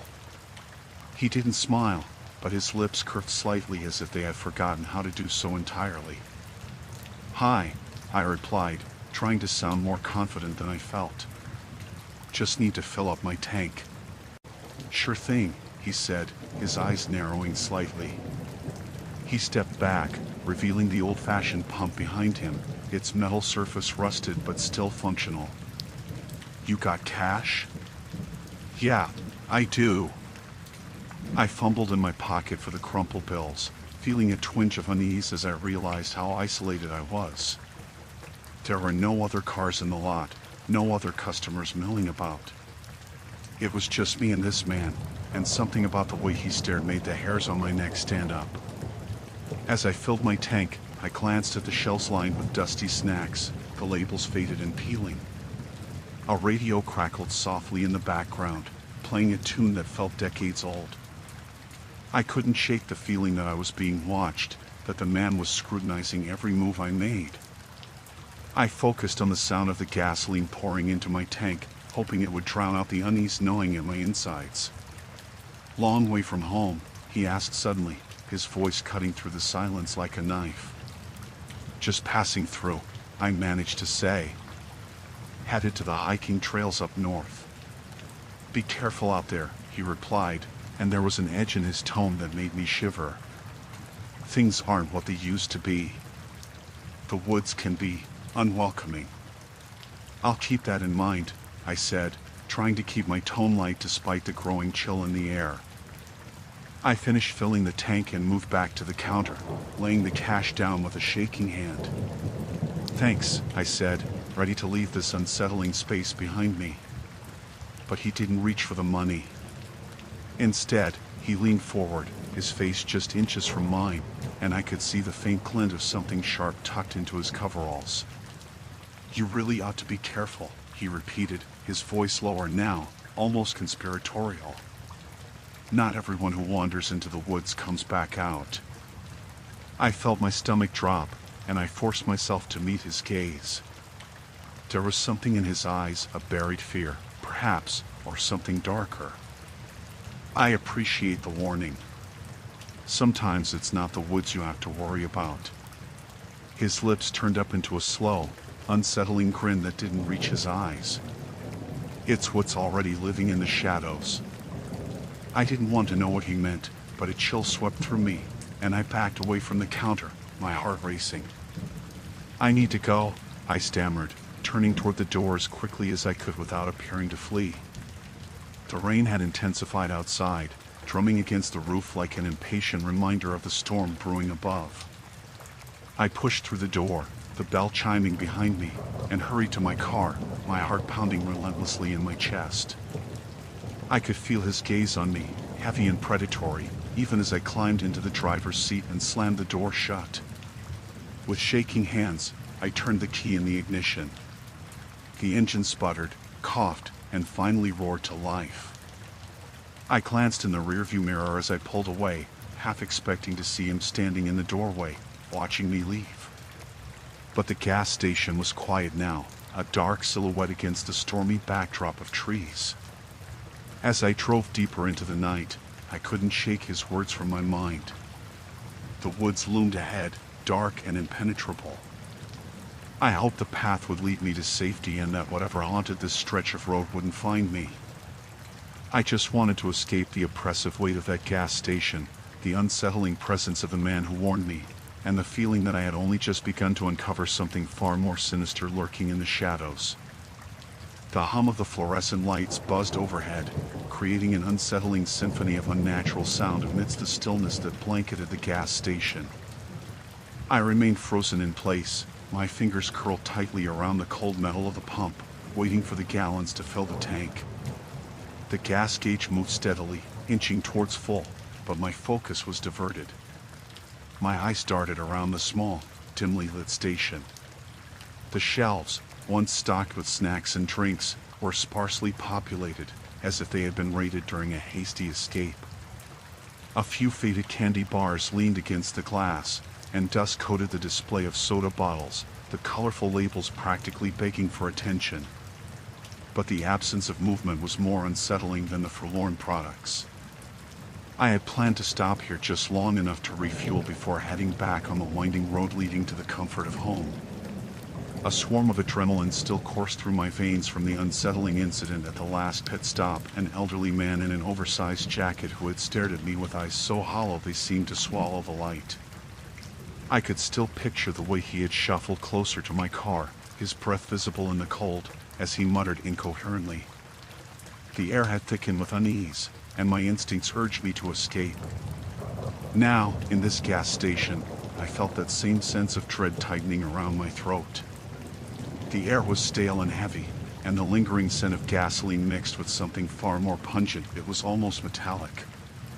I glanced toward the glass door, the only entrance, imagining the world beyond it, filled with night and shadows. The attendant's booth loomed near the back of the station. I hadn't yet seen the attendant, and the emptiness of the place made me wonder if I had stumbled upon a ghost town. Against my better judgment, I decided to seek some human presence, hoping to dispel the suffocating silence. I approached the booth cautiously, the floor creaking beneath my feet. The thick glass separating me from the attendant seemed like a barrier to sanity. I rapped lightly on the glass, my heartbeat echoing loudly in the otherwise quiet room. There was no response. The booth was empty, save for a flickering computer screen that cast a ghostly glow. "Hello?" I called, my voice breaking the stillness. The sound felt foreign, as if the station itself had swallowed it whole. After a moment, I peered into the darkness beyond the booth. A flicker of movement caught my eye, a shadow sliding past the shelves. I hesitated, my instinct screaming at me to turn back to my car, to flee this place. But curiosity clung to me, like a moth drawn to a flame. Slowly, I moved further into the station, my footsteps muffled by the worn linoleum floor. Shadows danced as I ventured deeper, and I passed aisles of forgotten products that seemed to watch me, their labels peeling and faded. I called out again, louder this time, "Is anyone here?" Nothing but silence answered me. Just as I turned to retreat, I heard it, a low, grating sound emanating from the back of the store, a rasping breath, or perhaps the shuffling of feet. Panic gripped my chest. I looked back toward the entrance, but the cold air outside felt like a distant memory. The invisible weight of something unseen pressed against me. With a deep breath, I forced myself to move closer to the source of the sound, each step feeling like I was descending into a realm of dread. In the far corner of the station, I spotted a door slightly ajar, a metal door that looked like it had led to a storage room or a maintenance area.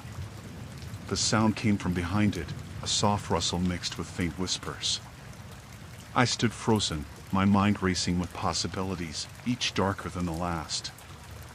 I pressed my ear against the cold metal, straining to hear. The voices were low and indecipherable, laced with a sense of urgency. Fear coiled in the pit of my stomach, yet my hand reached for the doorknob, trembling but compelled to know the truth. Before I could turn it, I heard a sudden crash from the front of the station, followed by the unmistakable sound of shuffling. I jerked back, my heart racing, as I turned to face the entrance. A figure emerged, silhouetted against the dimly lit exterior. My breath caught in my throat as I realized it was a man, tall and gaunt, with a face obscured by the shadows of his hooded jacket. "Hey," he called out, his voice oddly calm, unnervingly flat. "You lost?" I took a step back, trying to assess whether he was a threat. His eyes flickered towards me, sparking recognition or something more sinister. The man stepped closer, and I caught a glimpse of his gaunt features, streaked with grime. There was a wildness in his demeanor, a raw desperation that sent shivers through me. "I'm just trying to get some gas," I stammered, my voice barely above a whisper. He chuckled, a dry, rasping sound that sent prickles down my spine. "Gas doesn't come easy around here." The door to the storage room loomed behind me, its presence heavy and foreboding. The whispers from within seemed to intensify, the urgency almost pleading now. I was caught between the man's unsettling presence and the unknown lurking in the shadows behind that door. "Best get what you need and move along," he said, taking another step closer. Each movement felt deliberate, calculated, as if he were a predator sizing up his prey. The buzz of the fluorescent lights grew louder, a reminder of my isolation in this desolate place. I felt trapped. The gas gauge on my car was full, but the road ahead felt infinitely distant. "I think I should just go," I managed to say, backing away, my hand instinctively brushing against the cold metal of the door behind me. "Go," he echoed, his voice dripping with sarcasm. "Where would you go?" His smile twisted into something uncanny, revealing teeth that seemed too sharp, too eager. My instinct screamed at me to run, to escape this nightmare, but my legs felt rooted to the floor. Just as I turned to yell for help, I heard the whispers again, louder now, desperate and filled with entreaty. They came from the door behind me, and in that moment, I realized I was standing at the crossroads of fear and curiosity, a choice that would forever alter the course of my life. The fluorescent lights buzzed overhead, flickering intermittently as I stepped inside the gas station, the door chiming softly behind me. The smell of stale coffee and burnt rubber filled the air, a stark contrast to the cool evening outside. Darkness loomed beyond the glass doors, broken only by the occasionally passing car headlights. I had hoped to find refuge and perhaps a moment of solace, but the cracked linoleum and half-empty shelves suggested otherwise. "Just a quick stop," I muttered to myself, trying to shake off the unease that had settled in my guts since I left my house earlier that afternoon. I walked up to the counter, where a worn-out man with graying hair and deep-set eyes looked up from his newspaper. His skin had a pallor that suggested he rarely saw daylight, and his gaze held a peculiar intensity, as if he were measuring the worth of my presence in his dim establishment.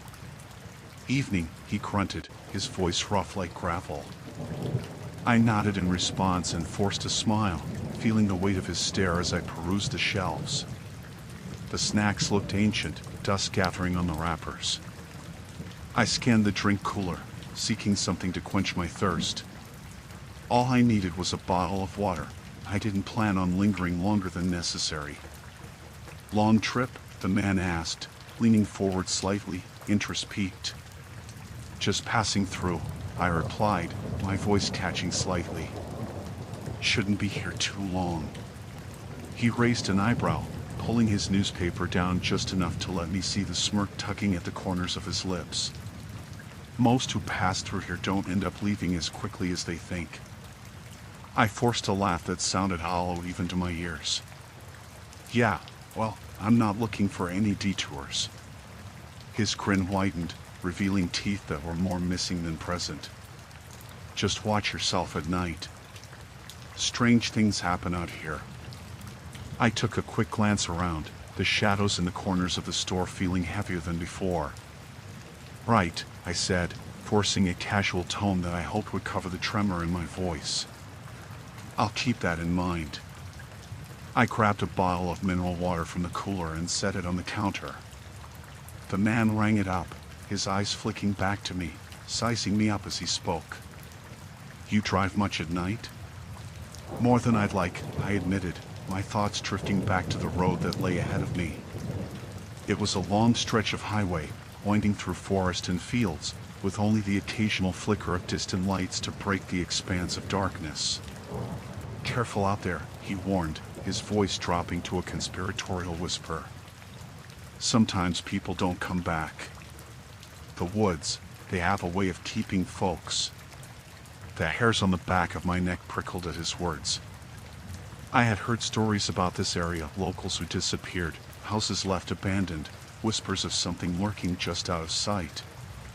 Right. I'll be careful. I took my water and paid, eager to leave the ominous atmosphere behind. As I turned to leave, the door chimed again, but what struck me was the sudden drop in temperature. I shivered as a gust swept through the entrance, carrying with it a sound of a rustling, like leaves whispering secrets.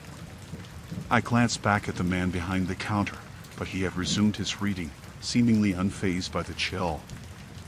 I stepped outside, clutching the water bottle tightly as I walked back to my car. The light from the gas station flickered behind me, and I could feel the weight of the night settling in. The quiet was unnerving, the only sounds being the rustle of branches and the distant hoot of an owl. I reached my car, the old model groaning in protest as I opened the door and slid inside. The engine started with a sputter, and I pulled out of the gas station, my nerves taut as I felt the weight of the forest creeping closer on either side of the road. Shadows danced along the pavement as I drove, the headlights slicing through the darkness but doing little to dispel the feeling of being watched. The man's warning echoed in my mind, and I gripped the steering wheel tighter, anxiety prickling at the edges of my thoughts. The road ahead stretched on, and my mind began to wander. I thought about my life back home, the mundane trials and tribulations that felt so distant now.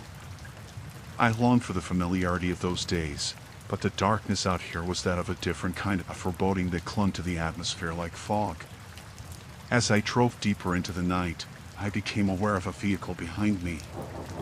It was positioned far enough to stay out of my rearview mirror, but I felt its presence like a shadow creeping closer. I glanced in the mirror again, but nothing stirred behind me but darkness. The tension in my chest tightened as I pushed the gas pedal down. The vehicle persisted, maintaining a safe distance, but its headlights blared like an accusing finger pointing directly at me.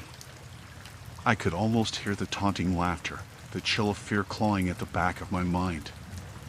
I considered pulling over, but something told me it wouldn't be safe to stop. Suddenly, I heard a loud thud, a sharp sound coming from the back of my car, followed by a shudder that rattled my teeth. My heart raced as I glanced back once more, and dread seeped into my bones. The figure had emerged from the shadows, a silhouette framed by the dim lights of the road. My foot pressed harder against the gas as panic surged through me.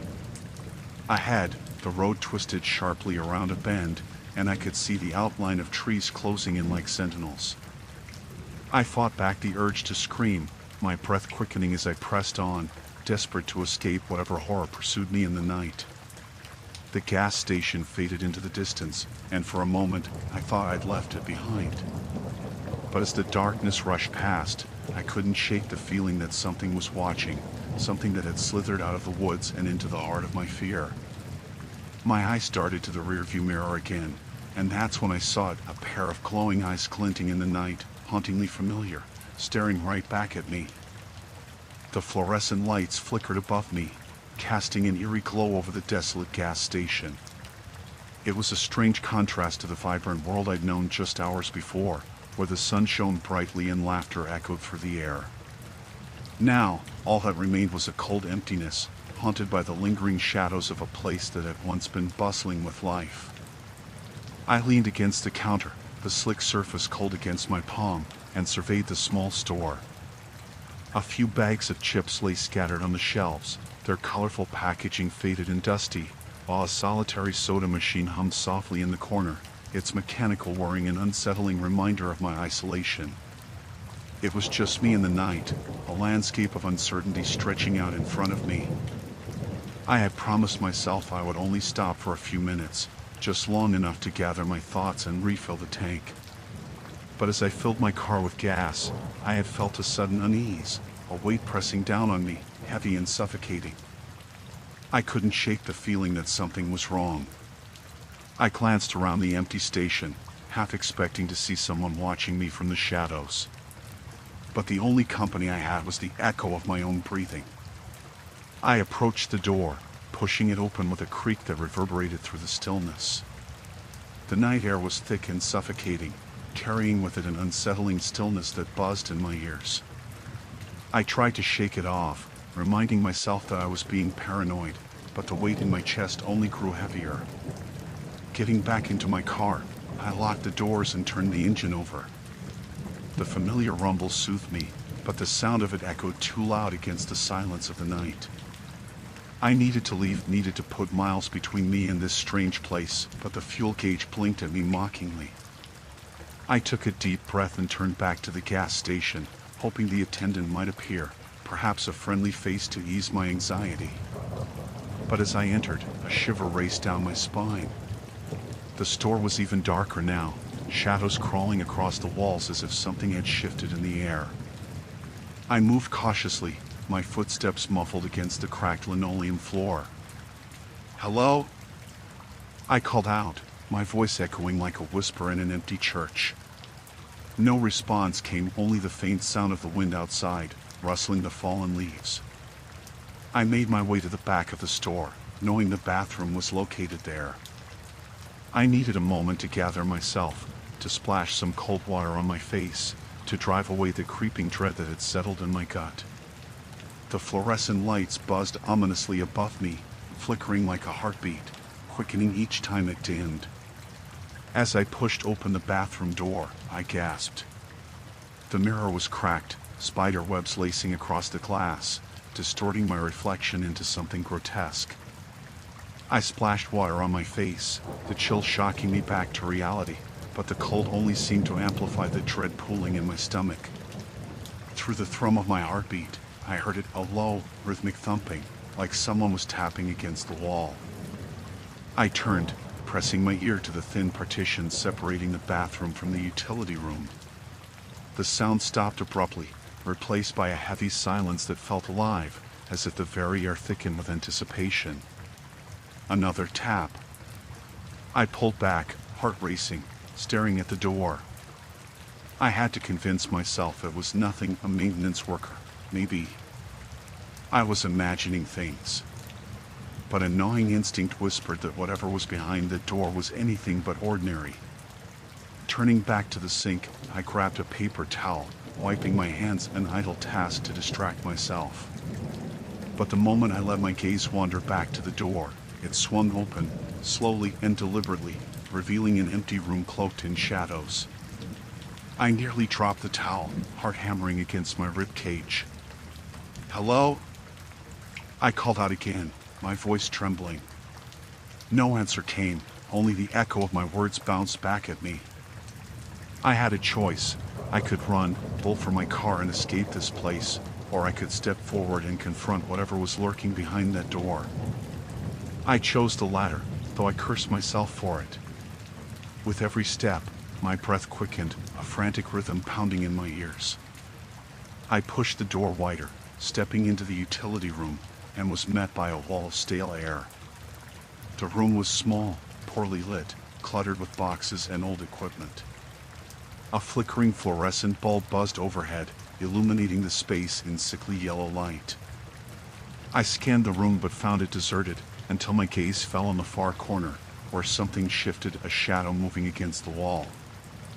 I squinted, stepping closer, feeling as though a predator lurked just beyond my vision. I peered into the darkness, heart racing, and gasped as a figure emerged, a gaunt man with hollow eyes, dirty clothes clinging to his emaciated frame. "Help me," he rasped, voice scratchy and broken. "Please." I staggered back, my heart pounding wildly. His voice echoed with desperation, but the haunting look in his eyes sent an icy shiver down my spine. This was no ordinary man. The fear lodged itself in my throat, choking me. "Who are you?" I managed, my voice shaking. He took a step forward, his hands trembling. "They're coming for me, for you. You can't stay here." In that instant, the world around me blurred, the gas station and its flickering lights fading into a distant memory.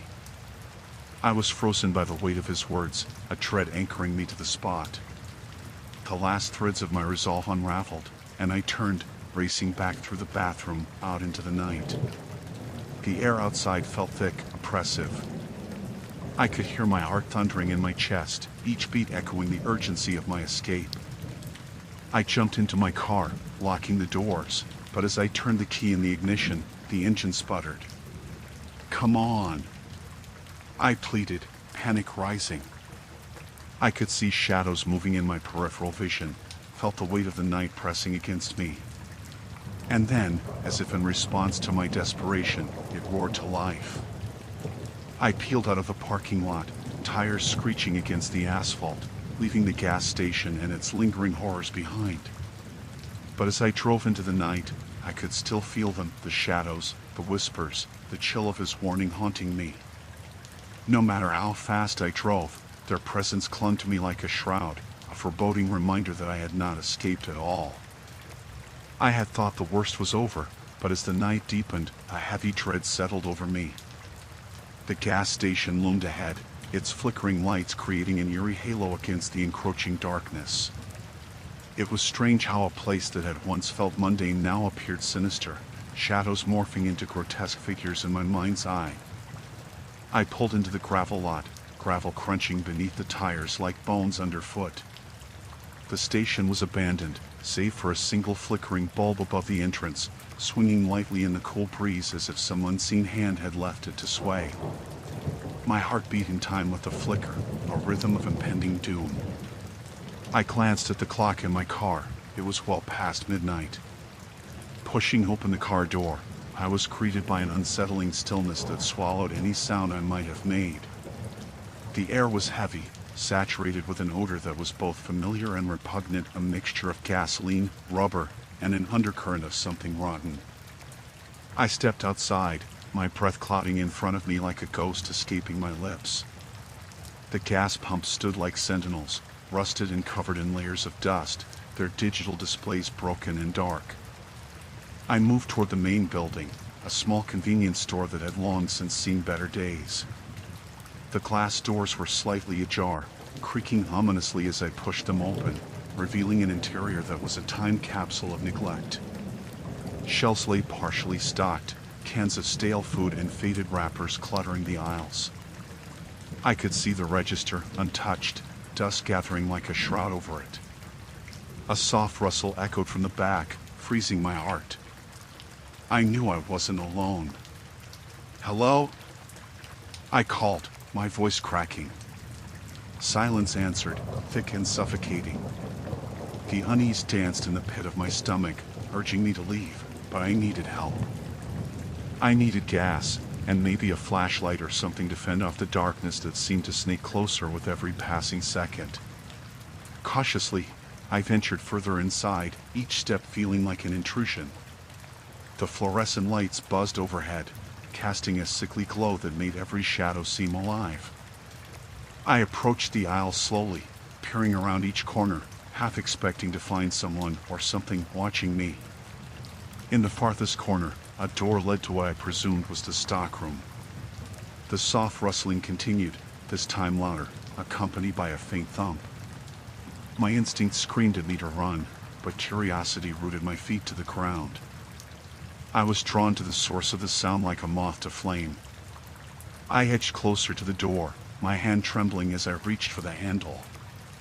It turned easily, and I pushed it open, the hinges protesting with a forlorn creak. A dim light flickered inside, revealing cluttered shelves and cardboard boxes stacked haphazardly.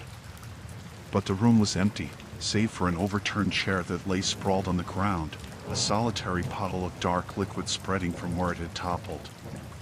The noise stopped abruptly, and I felt the hairs on the back of my neck stand on end.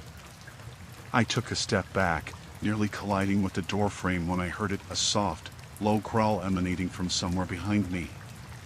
My heart raced as I spun around, my breath quickening. Nothing. Just the dark, oppressive silence. I backed away slowly, trying to calm the rising panic within me, when a figure suddenly emerged from the shadows. A gaunt man, his clothing torn and dirty, stumbled into the light. His eyes were wild, pupils dilated, and he looked at me like a cornered animal. "Help me," he rasped, his voice hoarse and strained. "Please, you have to help me."